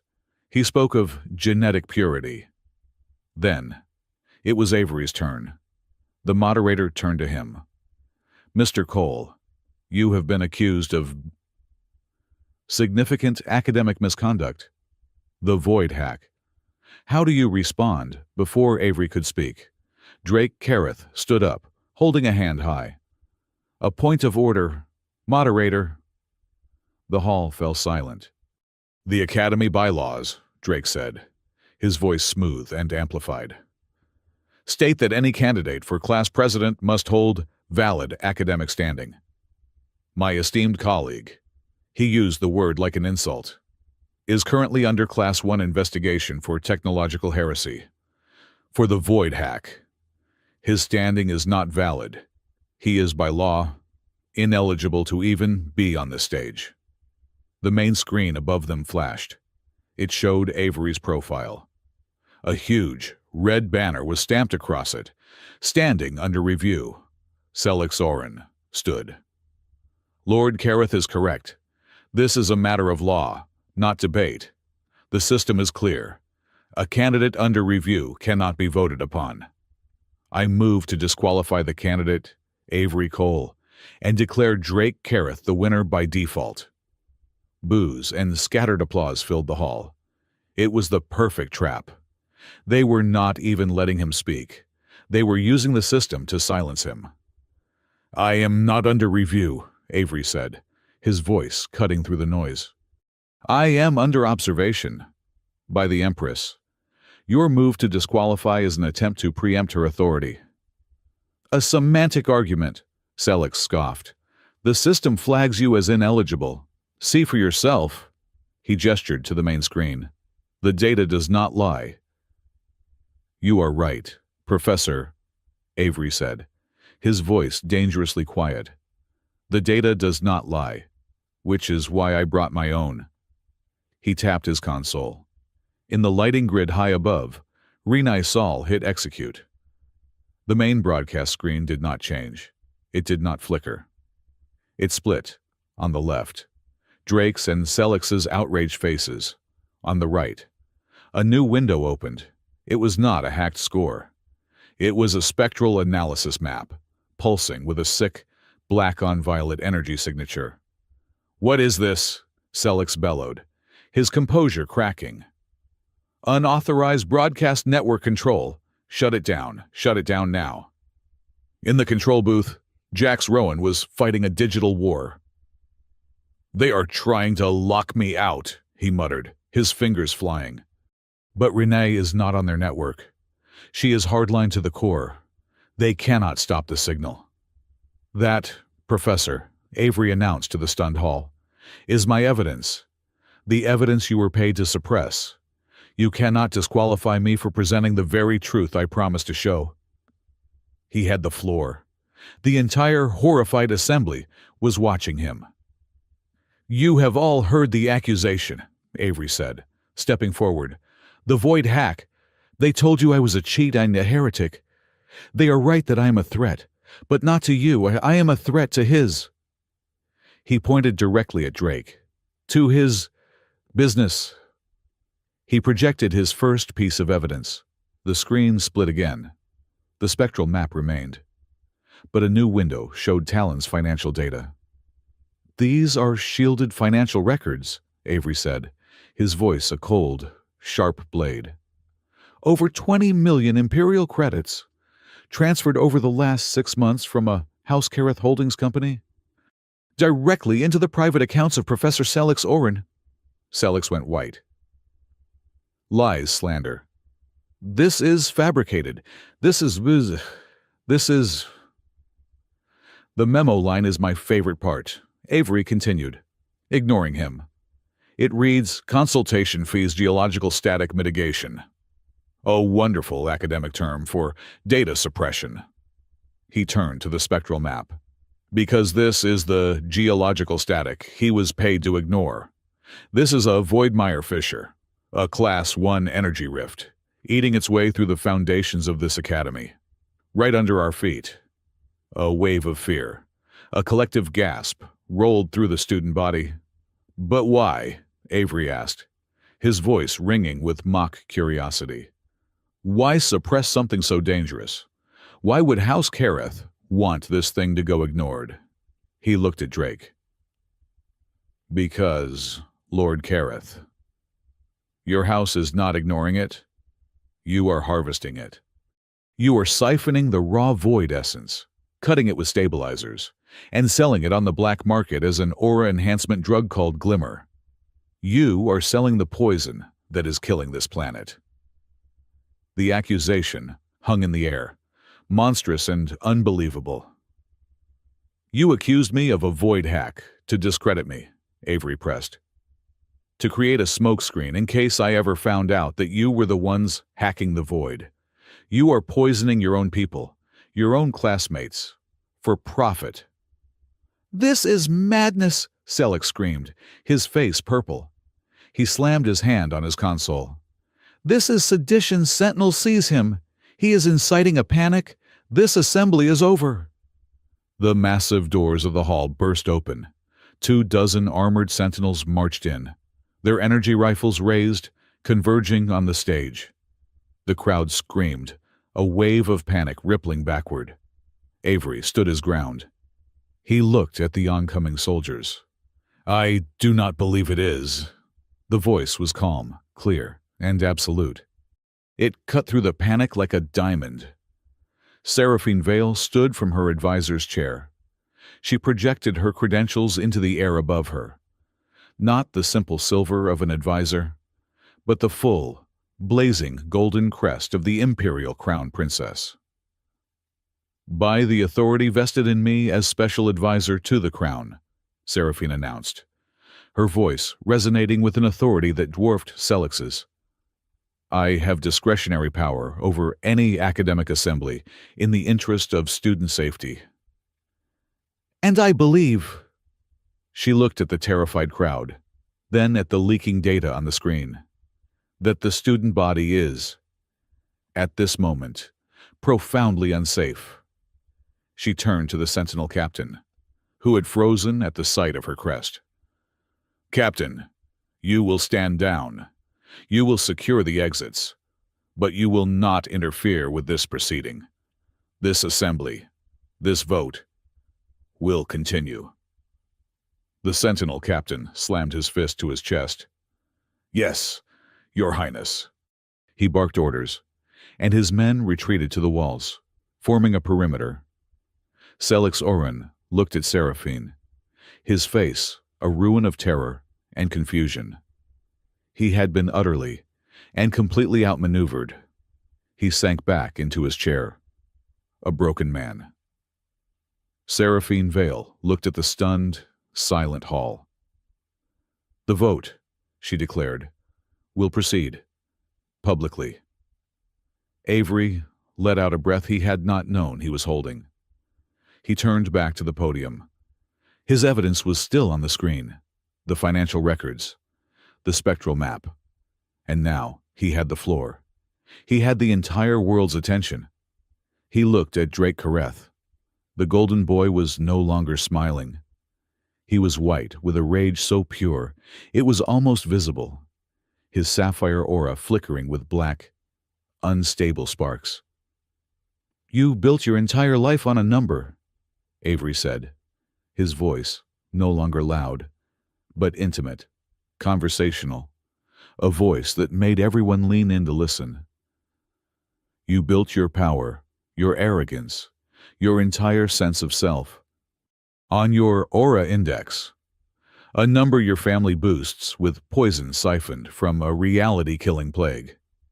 You called me a cheater, Avery continued. You called me a heretic. You called me a zero.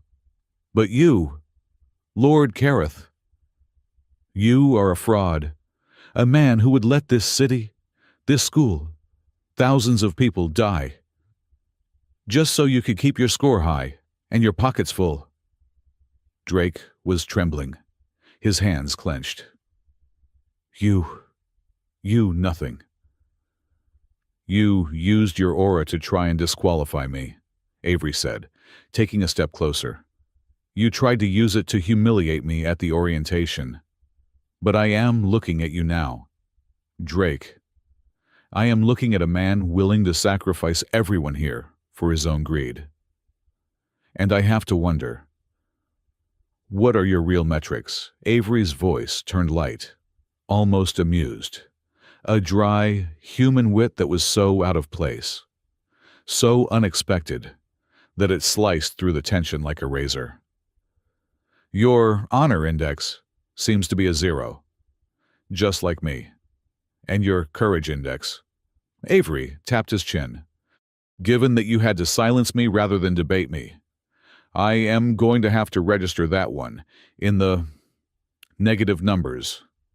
A negative courage index. Is that even possible, Professor? He glanced at Selix, who just gaped at him. A sound started in the upper tiers.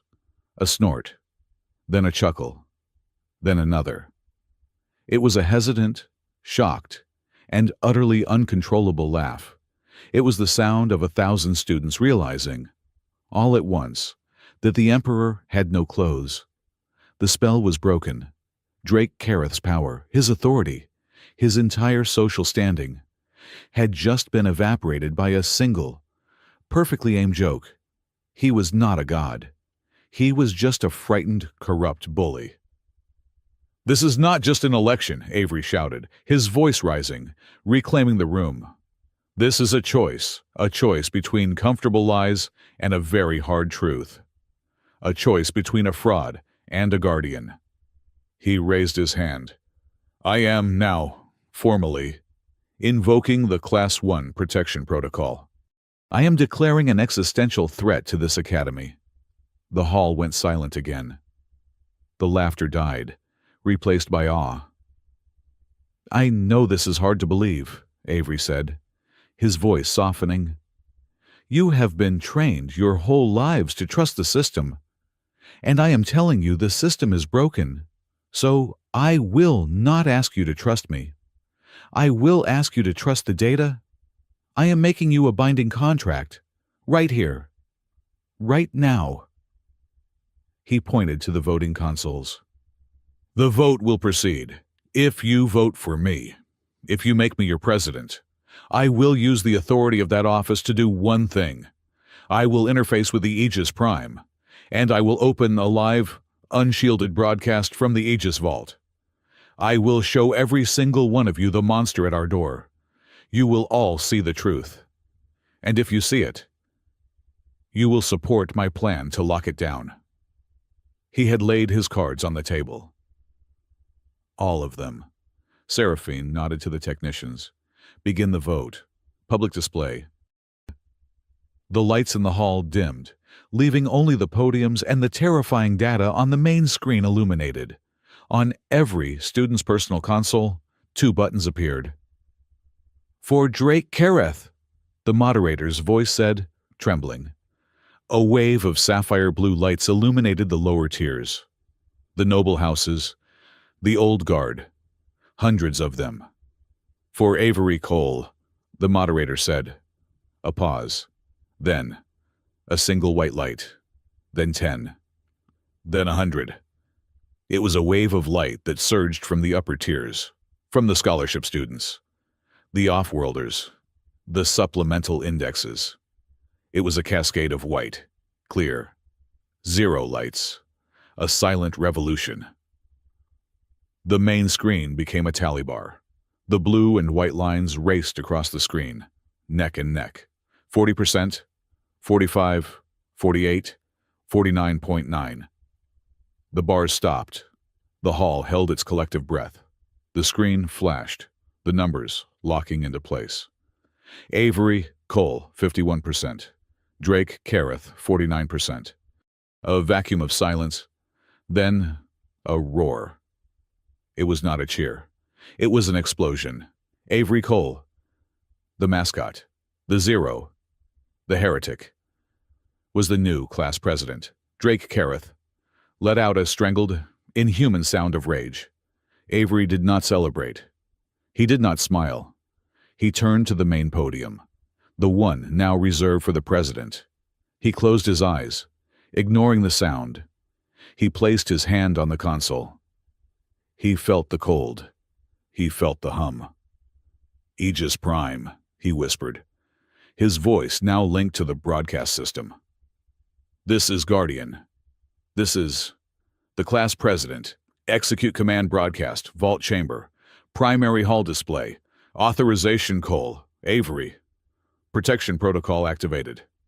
Aegis Prime's voice filled the hall, dry and amused. Well, this is a much larger audience than last time. Very well, Mr. President, broadcasting. Do try not to faint. The main screen, which still showed Talon's data and Renee's map, went black. Then it flickered to life. It was a live feed from the vault. The room was not empty. The black hairline crack they had seen before was no longer a crack. It was a gaping, jagged wound in reality, wide enough to fly a shuttle through. It pulsed with a sickening, living darkness. It was horrific. A collective scream echoed through the hall. This was not a myth. This was not static. It was a monster. And as if sensing the sudden, massive spike of terror from 1,000 auras, the rift on the screen flared. It pulsed violently. Avery felt a sudden drop in temperature. "Oh, no!" Aegis Prime's voice came again, suddenly stripped of all sarcasm. "Warning! Guardian! The flare! It has caused a sympathetic energy breach. The containment field has been compromised. Above the vault." "What does that mean?" Avery yelled. The lights in the Great Hall did not just flicker. They exploded. Every light panel, every console, every glowing aura in the room was extinguished, plunging 10,000 people into absolute, primordial darkness. The only light was the sickening, dark pulse from the broadcast screen. A new sound began. A wet, slithering sound from high above. "Renee!" Jack screamed over the comm. "Get out of there!" High on the ceiling from the ventilation shafts. Something was dripping. It was not water. It was darkness. Tendrils of inky black, smoky energy were materializing in the air, congealing and slithering down the walls. The void mire. It was not under the foundations anymore. Thanks to the flare, it was in the room. A new wave of panic. A real, life-or-death terror seized the hall. The students were screaming, trampling each other to get to the doors, but the sentinels, under Seraphine's orders, held the line. Through it all, Avery stood on the dais, bathed in the hellish light of the rift feed. He looked across the stage. Drake Kareth was gone. Selix was cowering under his desk, and on the royal platform, the single, golden optical shield of the Empress remained. It had not flickered. It had not moved. She was still watching. Panic was a physical thing. A wave of cold sound that struck the dais. The screaming was universal. Students, nobles and scholars alike were trampling each other. Their cultivated auras reduced to flickering, terrified static. The void mire tendrils slithered down the walls, thick as cables, dripping a darkness that sizzled where it touched the polished stone. They were not just energy. They were anti-life. "Sentinels!" Seraphine Vale's voice cut through the din, amplified and absolute. She was on her feet, her royal crest blazing. Contain the crowd. Do not let them stampede. Form a perimeter at the exits. Non-lethal fields. Avery was already moving. He ran to her platform. We have to go. Now. The vault. Seraphine met his gaze. The analytical advisor was gone. In her place was the crown princess. Her face pale, but set with a terrible resolve. Lead the way, Mr. President. She did not just follow. She joined him. They plunged off the dais, moving against the tide of fleeing students. Jack's Renee status. Avery yelled into his comm. I am on my way. Jax's voice was tight. The network is screaming. Sellex has been fully exposed. His accounts are wide open. Drake has vanished from the hall, and his personal transponder just went dark. Renee. I am here. Her voice was small, but she suddenly materialized beside them, her light a frantic, pulsing white. She had used the chaos to drop from the ceiling. The tendrils. They are afraid of my light, but they are hungry. They are drawn to the other auras. We stick together, Avery commanded. Jax, meet us at the service entrance to the foundations. Talon, can you hear me? A crackle of static, then a weak, pain-laced voice. I hear you, Avery, Medbay. Systems. I have access. I am in. Talon was in his hospital bed, but he had clearly hacked the local terminal. The path to the vault. I see it. House Kareth is not just Drake. He has a private sentinel squad. They are moving. They are trying to cut you off. They think you are going to take a prize. They think it is a weapon, Seraphine said, her voice grim. She drew a sleek, silver sidearm from her tunic. They think the guardianship is a source of power, not a chain. Jax, Avery said. The key, the spoofer. Bring it. It is not a key anymore. It is a stabilizer. If I am going to do this, I need an anchor. On it, Jax said. Almost there. They reached the service corridor, a blast door sealing behind them, shutting out the screams. Jax was waiting, his face slick with sweat, the resonance device clutched in his hand. Okay, Jax said. Talon is on comms. He is going to try and run interference on security. The vault is this way. They ran. The corridors to the deep foundations were not the polished halls of the academy. They were raw cut stone, lit by emergency chem lights. Halt! They rounded a corner and skidded to a stop.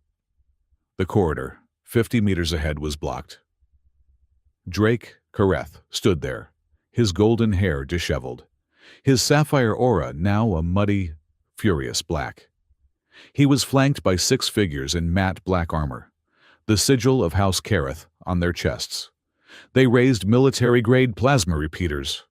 So, the little mascot makes his play, Drake sneered, his voice echoing. Did you really think I would let you steal it? The power of the Aegis. It belongs to House Kareth, you filthy zero. It is not a prize, Drake, Avery shouted, his team ducking behind a junction box. It is a plug. It is a prison. A prison for you. Maybe, Drake spat, a throne for me. Fire. Plasma bolts sizzled through the air, chewing chunks of stone from the wall. Talon, Jax yelled into his comm. The corridor. Can you do anything? Trying. Talon's voice grunted. The system is ancient, but I see configurations. Suddenly, the floor beneath Drake's team shifted. A solid wall of stone erupted from the ground, splitting his squad in two. What is this? Drake roared. That. Aegis Prime's voice suddenly chimed through the corridor's speakers, its tone laced with dry amusement. is the active pest control subroutine. I find it so rarely gets used. Do continue. This is fascinating. The corridor is reconfiguring, Jax yelled. It is a maze. Go, go. They ran, plunging into a side tunnel as walls shifted behind them. I cannot hold them, Talon's voice strained. They are cutting through the walls. Renee, Avery yelled. We need a diversion. Renee nodded, her light pulsing. She focused. And as Drake's team rounded the next corner, they were met with the sight of 4 Averys, all running in different directions. Split up, find the real one, Drake commanded. His men opened fire on the hard light illusions, which shattered like glass, buying the real team precious seconds. They burst into the final antechamber. It was the spherical room, the vault, the pulsating core of light now glowing a baleful, angry red, fighting the encroaching darkness. Ah, the welcoming party, Aegis Prime said. And the princess, how lovely. You are just in time. The breach is critical. The doors hissed shut behind them, Talon's last act of override. They could hear the heavy thud of plasma fire on the other side. They had minutes, maybe less. The seal, Avery said, moving toward the core. How? It is a threefold invocation, the AI said, its voice all business now. A failsafe against, well, against people like the ones currently trying to batter down my door. You must align the system on 3 levels, the mind, the heart, the body. The mind, Aegis Prime said. The system is in chaos. I need a coherent data stream, a stabilization sequence. I am on it, Jax said, plugging his stabilizer into a nearby console. The data from the Lamia ring. It is a clean signature. Seraphine, I need you. The code is archaic. It is a binary quantum hybrid. Seraphine was at his side instantly, her mind as sharp as her sidearm. I see it. The sequence is inverted. It is a decryption key, not an upload. They began to work, their fingers a blur. Second, the AI continued. The heart. The system must verify the keymaster's intent. It must scan for contamination. Contamination, Avery asked. Void taint, greed, the desire for power. The very things that caused the breach. The system will scan your core resonance. If it finds even a trace of the Voidmire drug, or the arrogance that seeks to use me, it will reject the candidate, violently. On the other side of the door, the plasma fire stopped. A new sound began, a high-frequency cutting beam. They are through, Renee whispered, her light a terrified flicker. The door exploded inward, a cloud of shrapnel and smoke. Drake Kareth stepped through, his face a mask of triumph. It is over, Earthling. He strode toward the core, his hand outstretched. Aegis, I am Drake Kareth. Of the high houses I claim the guardianship. I will take the power. Ah, the heart test, Aegis Prime said, almost conversationally. How convenient. Drake plunged his hand toward the core of light. He did not even get within a foot. A field of energy, black and absolute, snapped into existence. It was not a physical barrier. It was a wave of pure rejection. Drake screamed. He was not thrown back. He was just exposed. The sapphire aura around him dissolved, revealing the sickening, black, oily tendrils of the glimmer drug clinging to his life force. The system was not just reading his aura. It was burning away the lie. Contamination detected, Aegis Prime stated calmly. Candidate rejected. Drake fell to his knees, clutching his head, his power, his very identity, stripped from him. He was just a terrified, corrupted man, his borrowed power gone. Avery looked at him, not with triumph, but with a cold, weary pity, He had no time. "Avery, the mind seal is set," Jax shouted. "The stream is stable. The heart seal, it is yours, Guardian," Aegis Prime said. Avery stepped past the whimpering Drake. He walked to the core. He knew what this meant. He thought of Talon, lying in a medbay. He thought of the thousands of screaming students in the hall above. He thought of Earth, a world that had taught him that survival was not about power, but about endurance, about bearing the weight. He looked at Seraphine. She met his gaze, her eyes filled with a terrible, shared understanding. "Humans choose the burden," Avery whispered to himself, "so others can be lighter." He plunged his hand into the core. There was no pain. There was only light. The zero of his soul, the clear water Rene had seen, met the pure energy of the Aegis, and the universe screamed its approval. Avery felt a power he had never imagined. It was not force. It was connection. He was linked to every system in the academy, to the foundations of the city, to the very bedrock of the planet. And he felt the Voidmire. It was a vast, cold, hungry intelligence, real, and it lunged at him. "Now, Guardian!" Aegis Prime roared. The final seal, the body anchor. It take the chain. A wave of pure, negative energy. The concentrated malice of the void slammed into his mind. It was trying to rip him apart, to consume his consciousness. "Jax," Avery grunted, the strain making his voice a gasp. "The stabilizer now." Jax rammed the key device into its port. It was not a key. It was an anchor.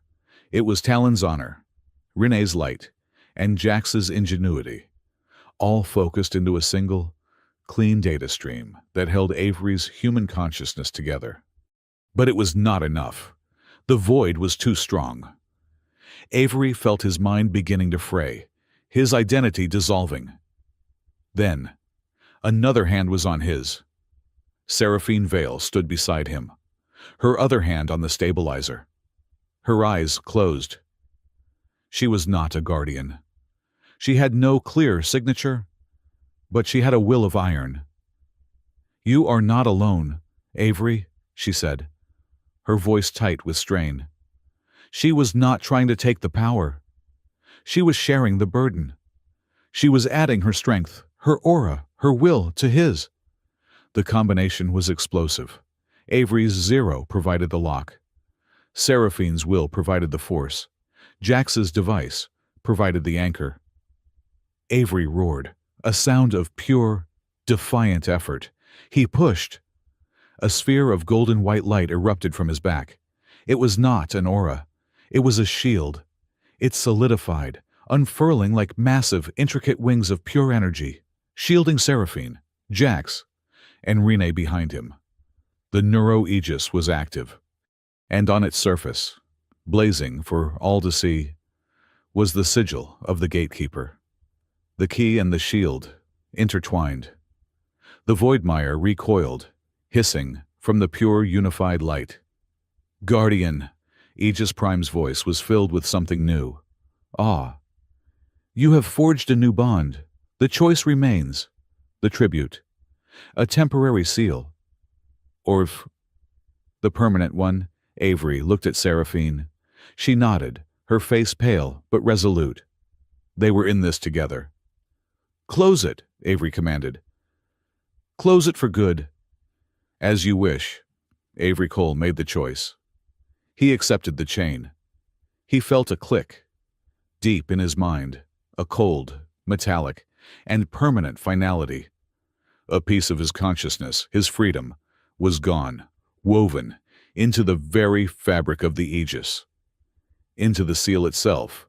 He was now, and forever, the Guardian. The effect was instantaneous. In the vault, the massive gaping rift shuddered. The black energy did not just stop, it reversed. It was sucked back into the wound with a sound like a dying star. The wound itself knitted shut, the black alloy of the wall reforming, until it was as if it had never been. In the great hall above, the terrified students and sentinels watched as the inky black tendrils turned to smoke, dissolving into the air. The oppressive, cold presence vanished. The lights flickered, then snapped back on, revealing the pale, terrified faces of thousands. The city was quiet. The seal was successful. In the vault, Avery slumped, his energy gone. Seraphine caught him. The wings of light faded. He was just a man again, breathing heavily, soaked in sweat. "Well," Aegis Prime said, its voice returning to its normal, sarcastic drawl. "That was bracing. A distinct improvement on the last 5 centuries. Congratulations, Mr. President. You have successfully become my roommate. Do try to keep the noise down." Avery just laughed. A weak, exhausted sound. He looked at Drake Kareth. The noble was a huddled, broken shape on the floor, weeping. His squad was gone, having fled when their leader fell. He then looked at the console where Jax and Seraphine had worked. Selix's name was still on the screen, his financial data exposed. But next to it, Jax pointed. "Avery, whoa!" While Drake was occupied, he initiated the data scour. A dead man's switch. He erased his own records. But Jax zoomed in on a single, corrupted file that was now replicating itself in the Academy's core network. It was small, but it was black. It looked like a tiny, digital piece of the void. "He is gone," Jax said, his voice grim. "But he left a souvenir, a void seed, a piece of malware. I cannot delete it. It is shielded by his House Kareth overrides." Avery looked at the digital poison. The battle was over. The rift was sealed. But Drake Kareth's final act of spite. The war was just beginning. The aftermath was not an explosion. It was an unnerving, echoing silence. The great hall, scarred by plasma fire and the lingering smell of ozone, had become a scene of profound political change. The Voidmire was gone. The rift was sealed. But the comfortable reality of the Aurelian Imperial Academy had been shattered. In the days that followed, the Academy, and by extension the Empire, scrambled to recalibrate. The first and most symbolic change was the immediate suspension of the Aura Index Office. The concept of a person's worth being a quantifiable number, a belief as foundational as gravity, had been proven not only wrong, but criminally negligent. Professor Selix Orun, his academic reputation in ashes, was taken into custody by the Empress's own Imperial Guard. His face, a mask of gray, uncomprehending terror. He was the first domino. The second was House Kareth, with Drake's Glimmer operation exposed, and his Void Seed malware quarantined by Jax and a team of frantic Imperial engineers. The Empress moved with terrifying speed. She did not disband the House, she disarmed it. An Imperial decree froze all assets, accounts, and operations linked, even tangentially, to void energy research. House Kareth was, in an afternoon, rendered politically and financially impotent, its name becoming a byword for corruption and cosmic-level greed. Drake Kareth himself was officially a fugitive. Having vanished from the vault, Avery Cole, the class president, the Guardian, the Zero, became the unwilling center of this new reality. His life, however, had become infinitely more complicated. The most immediate change was not the bowing and scraping of professors who had, a week earlier, considered him less than dust. It was the permanent, sarcastic, and deeply intrusive new tenant in his consciousness. "Good morning, Guardian." A dry, metallic voice echoed in his head as he opened his eyes. It was day 4 of the new era. Avery groaned, sitting up in his dorm. Aegis Prime, it is. What time is it? It is 0600, the AI's voice replied, projected directly into his auditory cortex. The meat bag requires its 8 hours of metabolic shutdown. I see. How inefficient. I have spent the night cataloging 34 trillion stellar phenomena. You, on the other hand, drooled. Avery rubbed his face. Is this going to be our life now? You, my internal alarm clock, and a running commentary on my bodily functions. I am bound to your primitive neurology, little guardian, Aegis Prime said. It is my chain, as you so heroically put it. Believe me, the view from inside your emotional, caffeine-obsessed, and frankly, distracted mind is hardly a reward. Now, I suggest you ingest your morning ration of that bitter bean water, your coffee. We have a processing to catch up on. Avery sighed, but he smiled. The bond was a chain. Yes. He could feel its cold, permanent weight in the back of his mind. A constant, low-level thrum of connection to the planet's core. But Aegis Prime, for all its posturing, was not a jailer. It was a roommate. A snarky, billion-year-old roommate. He walked to the refectory, the whispers parting around him. The students, his classmates, no longer looked at him with disdain or fear. They looked at him with a paralyzing, awkward awe. He was a living relic. The boy, who had been a joke, was now something holy, and it was almost as isolating. He found his team at their usual table, the one in the supplemental section. It was now, by silent consensus, the most important table in the room. Jax was there, his tunic smeared with welding residue. He had not slept in days, leading the engineering teams into the foundations. The breach is sealed, he reported, his voice rough. But the damage. Avery, the Voidmire did not just leak. It corroded. It ate the infrastructure. The lower levels are a mess. It is going to take months to repair. But you can repair it, Avery said. We can, Jack said, a proud, exhausted grin on his face. And for the first time, they are letting me use my designs. Not the old, aura-based pure tech. We are using colonial-grade, practical, make-it-work engineering. It is beautiful. Renai's soul was sketching on a datapad, her light a calm, creative gold. The fear is gone, she said, her melodic voice soft. But the memory remains. The students. They are all colored gray. They are afraid of what they learned. About their world. About themselves. So, we have to show them a new color, Avery said. Renee's black eyes met his. I am designing an installation, a light art exhibit, for the main concourse. She showed him the sketch. It was a complex, beautiful sculpture of light, a hologram. I call it periphery and center. It shows how clear light, the zero, is not an absence. It is the thing that holds all the other colors together. It shows how the fringe and the core are part of the same star. Avery felt a swell of pride for her. She was not just a scientist. She was the artist their new world needed. He saved the last seat for Talon. The aviary walked in, no longer in a medical gown, but in his crisp academy tunic. His steel wings were not fully repaired.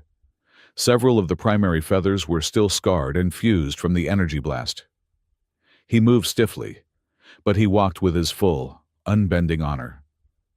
He stopped before Avery. The refectory went silent. The aviary do not bow.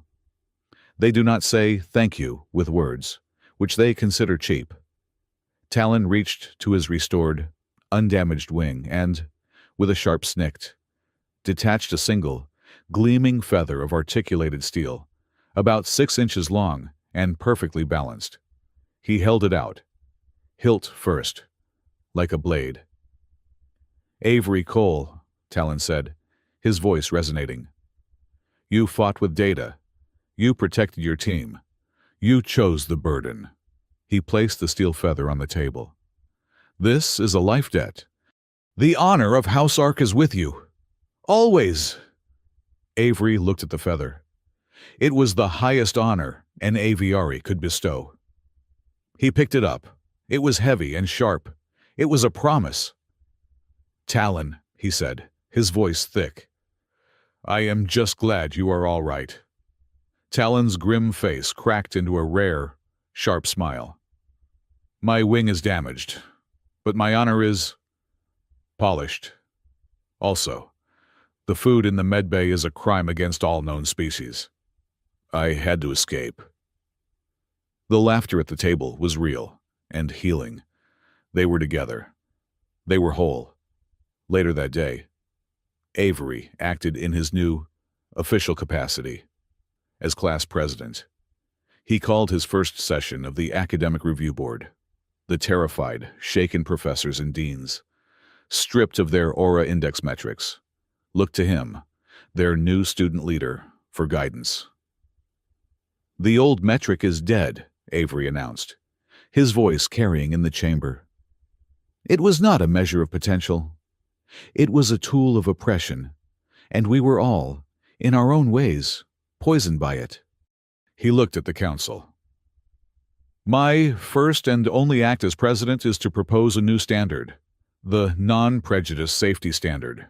He laid it out. It was simple and revolutionary. One, all new research, all technological applications, must undergo mandatory, multi-species verification. If your perfect system only works for a high-aura Imperial, it is not perfect. It is broken. 2, a permanent. Zero-tolerance ban on all void-related enhancement research. We will not profit from the poison. 3, the Academy will actively fund and recruit from the periphery, from Earth, from the Luminid colonies, from the aviary homeworlds. Our strength will not be in our purity anymore. It will be in our diversity, because that is what saved us. The motion passed unanimously. It was the end of an era. That evening, he found himself walking in the Arboretum, the one place he felt he could breathe. The steel feather was in his pocket, a comforting weight. "You have been busy, Mr. President." Seraphine Vale was standing by the same sun moth display where they had first spoken. It felt like a lifetime ago. "There was a lot to clean up," Avery said. He stood beside her. But this time, he was not intimidated.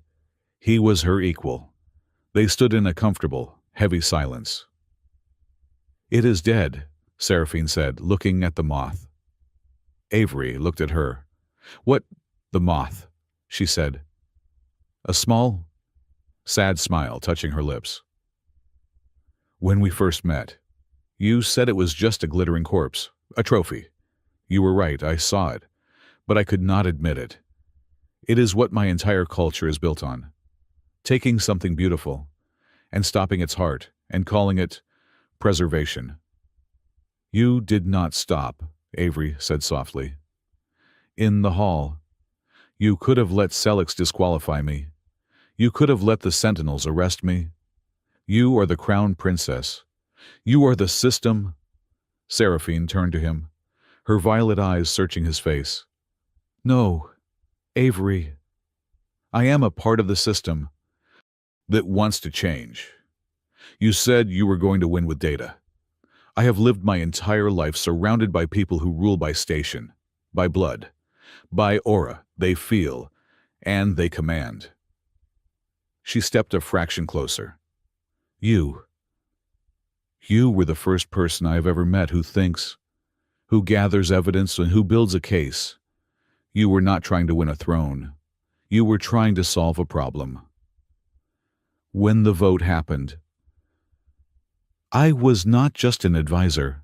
I had a vote in my heart, and I voted for the data. I voted for you." The admission hung in the air, more intimate than a touch. He saw her, then, not the princess, not the advisor, just Seraphine, a brilliant, trapped, and honorable woman who had been waiting, her entire life, for one person to choose facts over fantasy. "I could not have done it without you," Avery said, his voice quiet. "In the vault, you shared the load. I am bound. Seraphine. I feel it. The chain." "I know," she said, her expression becoming troubled. "And that is why I am here. We need to talk about what happens next." She projected a small, holographic slate. It was not a report. It was an imperial decree. "This arrived an hour ago," she said. "From my mother, the Empress." Avery read it. His blood ran cold. It was a formal summons. Avery Cole, class president and proven guardian, was invited to the imperial palace to swear the guardian's oath of fealty. It was a ceremony that would bind him, and the aegis he controlled, not just to the academy, but to the imperial crown, forever. The academy was in an uproar all over again. The rumors flew. The Earthling was not just the president. He was being made a formal part of the imperial line. But Avery saw it for what it was. A cage. A beautiful, golden cage. He found Seraphine in the archives. "This is not an invitation," he said, his voice tight. "It is a command. I am trading one chain for another. From Aegis to the Empress. I will be her weapon. Her zero dog, bound to do her bidding." He paced the floor, the steel feather in his hand, rubbing it like a worry stone. "I cannot do it, Seraphine. I will not. I did not. I did not save this place just to become a slave to it." The anger in his voice was raw. He was terrified. He had chosen the burden. But he had assumed it was his. He did not realize it would make him theirs. "Avery," Seraphine said, her voice firm. She stopped his pacing. "Look at me." He did. Her eyes were not pleading. They were fierce. "You are right," she said. "It is a cage, it is the old way. My mother. She sees a tool, a powerful new piece on the board. She does not understand you. She does not understand the choice you made. So what do? Refuse. Flee Talon's people might hide me, but no," Seraphine said. "You will not flee. And you will not serve. You will negotiate. Negotiate with the Empress." Avery laughed, a harsh, humorless sound. "No," she said, Jar, her gaze softening. "You will not go alone. This is not just your burden. I shared it with you in the vault. I will share it with you at the palace. I will draft a new pact, a royal pact, not of fealty, but of alliance." She took a deep breath, as if the words themselves were heavy. "The guardian will not be a servant of the crown. He will be a protected, independent ally. The Aegis will answer to the guardian, and the guardian will answer to his conscience. And I," she said, her voice dropping, "as crown princess, will be the guarantor of that pact. I will use my power to protect your freedom." Avery stared at her. She was offering him the one thing he had lost. She was offering to put herself, her own power, her own future, between him and her mother. "Seraphine," he whispered, That is treason." "No," she said, and for the first time, she reached out and her fingers brushed the steel feather in his hand. "It is honor. It is data. And it is what one does for a partner. She was offering him a way out, not an escape, but a new path, a third option. Avery looked at the decree, and then at her. The fear was still there, but now it had a companion. Hope. Aegis Prime. Avery thought, a silent question. "Oh, do be quiet." The AI's voice snapped in his head. "I am trying to listen. This is getting fascinating. The political maneuvering, the suppressed emotional subtext. It is far more entertaining than your coffee fixation." Avery almost smiled. He looked at Seraphine, the woman who had just risked her entire line of succession for him. "All right," Avery Cole said, his voice firm. "We will go to the palace, and we will write a new set of rules." The Imperial Palace was not on Helion Prime. It did not sit on any planet. It hung in the dark, a moon-sized station of impossible crystalline architecture, orbiting the binary suns at a perfect, calculated distance. It was a place of absolute power, and Avery Cole felt its crushing gravity the moment their shuttle docked. He had not come alone. Seraphine Vale was at his side, not in her simple advisor's tunic, but in the formal silver and violet robes of the Crown Princess. She looked regal, terrifying, and profoundly uncomfortable. Jax, Renee, and a fully recovered Talon were with him, designated as his presidential guard. It was a political move of Seraphine's, a way of saying he is not your property. He has his own people. They walked through halls of living light, past guards whose auras were so bright and disciplined they looked like walking stars. They did not speak. The crown room was at the very apex of the station. It was a vast, circular chamber, its dome ceiling a single, transparent sheet, open to the void. In the center, on a simple, raised dais, sat a single throne. The room was empty, but for them. "Where is she?" Jax whispered, his engineer's mind clearly agitated by the opulence. "She is here," Talon said, his steel wings flaring slightly. He was sensing something they were not. The air in front of the throne did not shimmer. It did not distort. It simply resolved. A woman was suddenly there, sitting on the throne as if she had been there for all of time. There was no optical shield. Avery felt his breath catch.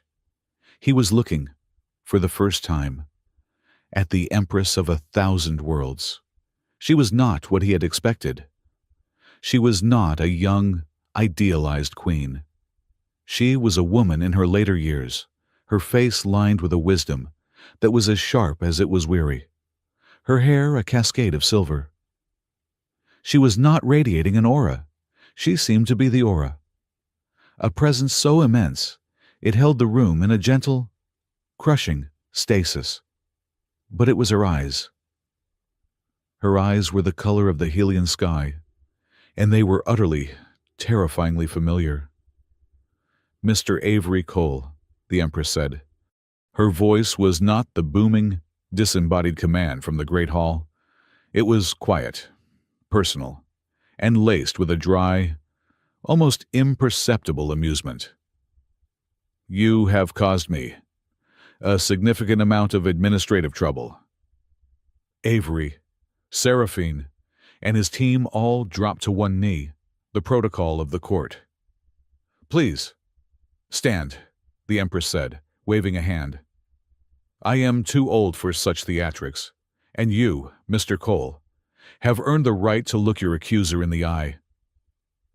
They rose. Avery met her gaze. He had seen those eyes before. Not in a princess, but... "It was you," Avery whispered, the realization hitting him like a physical blow. "The invitation. The honorary scholarship. You were the one. You were the one who invited me as a joke." Seraphine's breath hitched. But the Empress, she smiled. It was a slow, calculating, and deeply amused smile. "A joke," the Empress said, her voice rich. "Oh, no, Mr. Cole. A joke is a simple thing, with a simple punchline. This, this was a trap, a test, a very, very expensive experiment." She leaned forward. "For 50 years, I have watched my empire rot from the inside. This, this obsession with the aura index, this belief that a number, a score, makes a person. It was a tool, once. Now it is a cancer. It breeds arrogance. It stifles innovation. It created men like Selix Orin and houses like Kareth."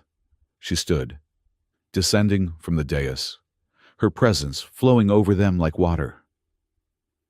"I needed to break the system," she said. "But you cannot break a system from the top. They will only smile and bow and wait for you to die. You must break it from the bottom. You must introduce a variable it cannot compute." She stopped directly in front of him. "I needed a zero, a true zero. A candidate with the intellect to compete, the endurance to survive, and an aura index so low that he would be invisible. Or a target. I needed a catalyst. I needed an earthling." Avery was reeling. "You did not invite me as a joke. You invited me as a weapon." "A weapon?" The Empress considered. "No. A scalpel. I needed someone who could cut out the rot. I had to know who was truly corrupt, who was leaning on their aura as a crutch, who was suppressing data, like Selix, who was harvesting poison, like Kareth. I set the trap, Mr. Cole. But you were the one who sprang it. You did exactly what I had hoped. You did not fight with power. You fought with data." The room was spinning. His entire journey, the humiliation, the pain, it had all been a test. Then, another piece clicked. Her eyes, her dry amusement, the familiarity.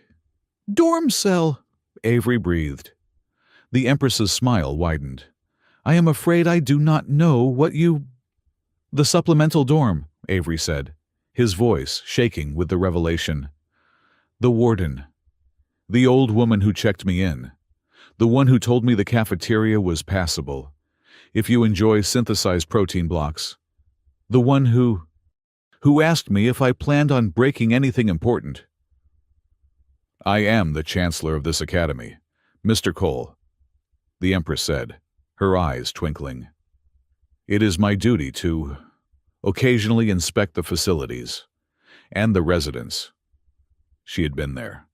She had been watching him, not from a shielded throne, but from 5 feet away, disguised as a dorm warden. The entire thing. "So you knew," Avery said, looking at Seraphine. "You knew what this was." Seraphine stepped forward, her face pale but resolute. "I knew of the test. Avery, my mother and I, we designed its parameters. We needed to find the corrupt houses. We needed—" "You needed a guardian," Avery finished. "One who was not obsessed with the aura. One who would be a keymaster, not a tyrant." "Yes," Seraphine said, "but I did not know it would be you. I did not know what would happen. When I met you in the Arboretum, when you argued with me about the moth, I knew the test was in motion, but I also knew that the man I was arguing with was more real than anyone I had ever met." Their eyes locked. It was a confession, a confirmation. Theirs was not a romance born of chance, but of a shared, desperate search for truth, orchestrated by the stars.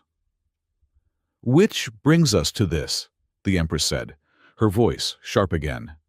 She just Avery'd, and Seraphine's proposed pact of alliance appeared in the air between them. Avery's heart hammered. This was the true test. "You are a very dangerous woman, my daughter," the Empress said, looking at Seraphine.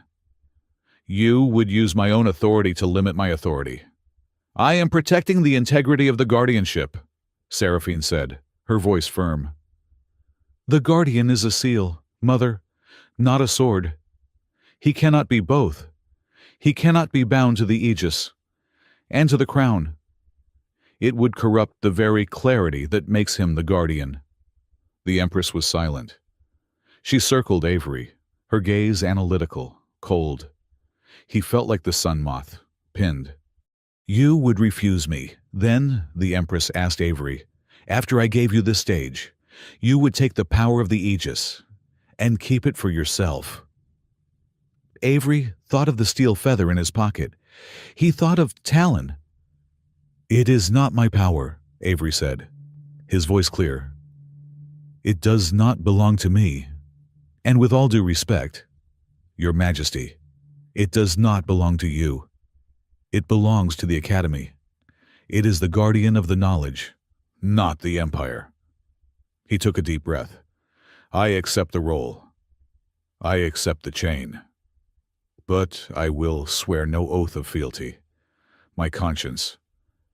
It is not for sale, not even to you.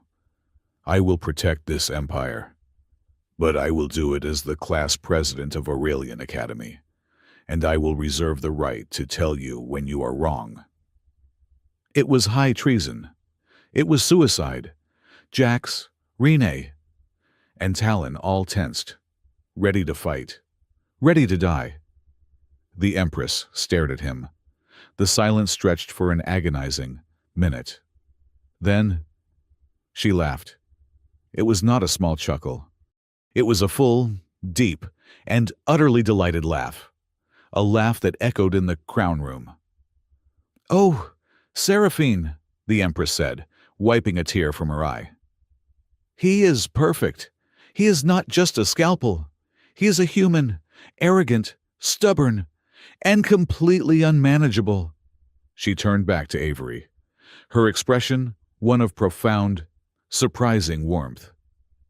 Do you have any idea how long I have waited for someone to say no to me, for someone to stand in this room, without an aura, without a title, and speak the truth?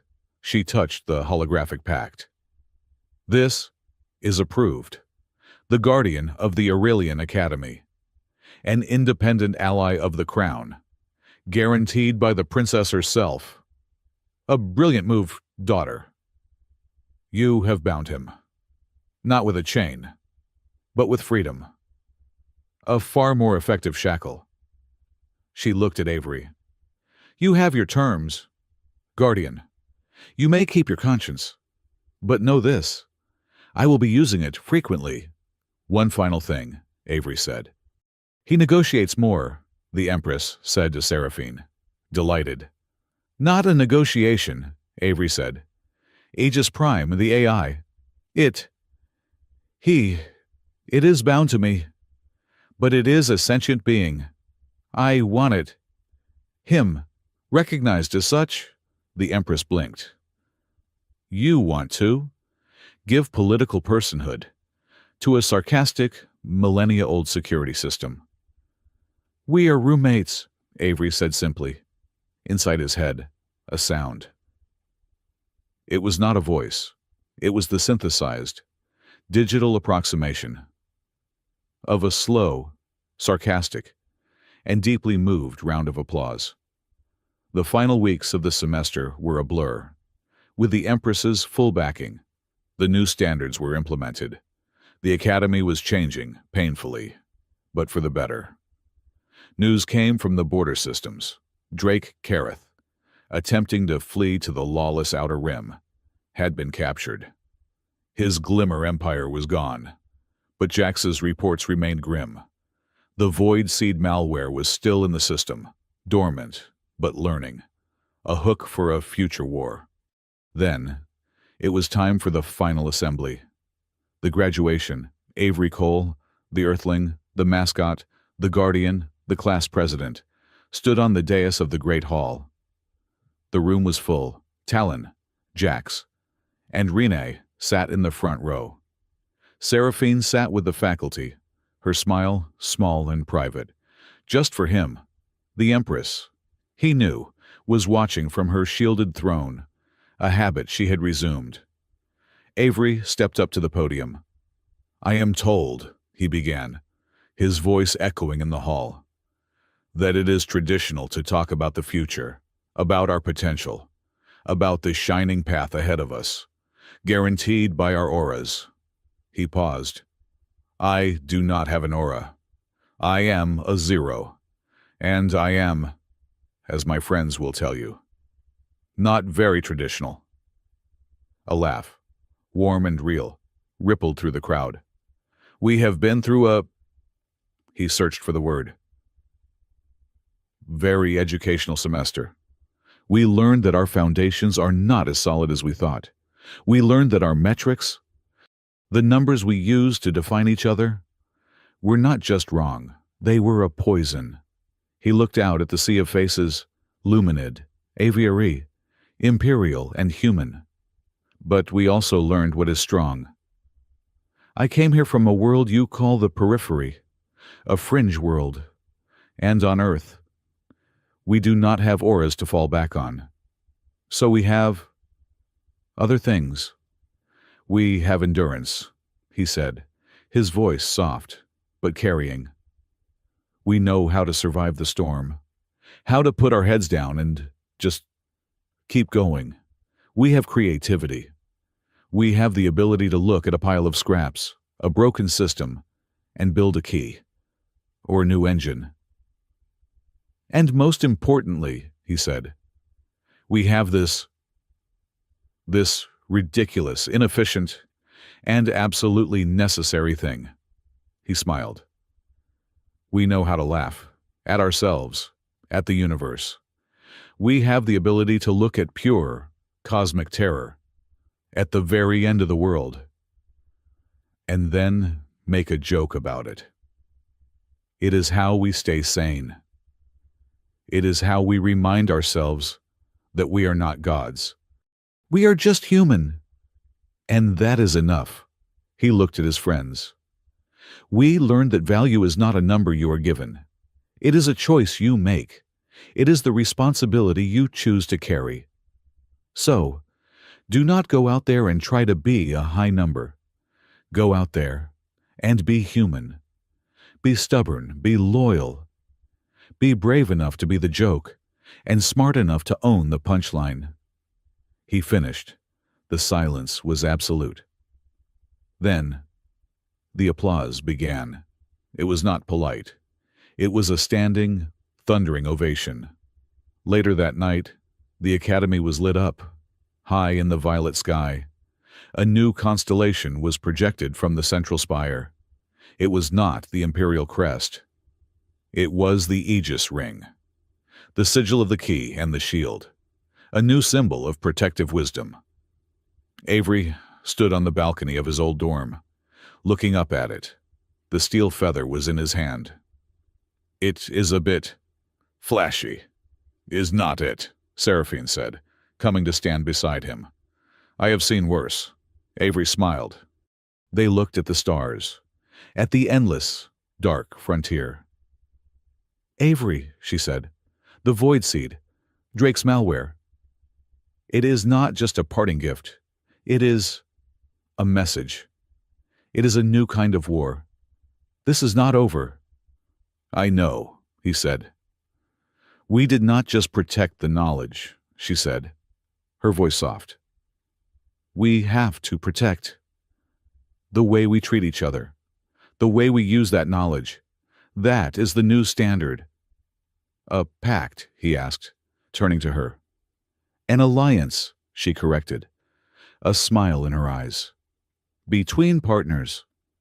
She did not lean in to kiss him. He did not kiss her. Theirs was a bond forged in a deeper, more permanent fire. They just stood together, two leaders, two partners, looking at the same dark and ready for what came next. Avery was alone, finally, in his room. It was late. He was exhausted. "Well," a voice said in his head, "that was all very emotional. Speeches. Lights. So much humanity. I am processing a sudden urge to cringe. Avery smiled, packing his bag. Good night, Aegis. Do not. Good night me, Guardian. The AI grumbled.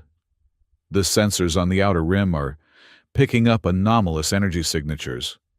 The same frequency as Kareth's seed. It would appear. The lightning is coming.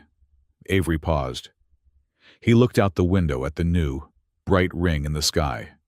He felt the cold steel of the feather in his pocket, and the warm, permanent thrum of the AI in his mind. He was not a zero. He was a guardian. He closed his bag. Then we will prepare an umbrella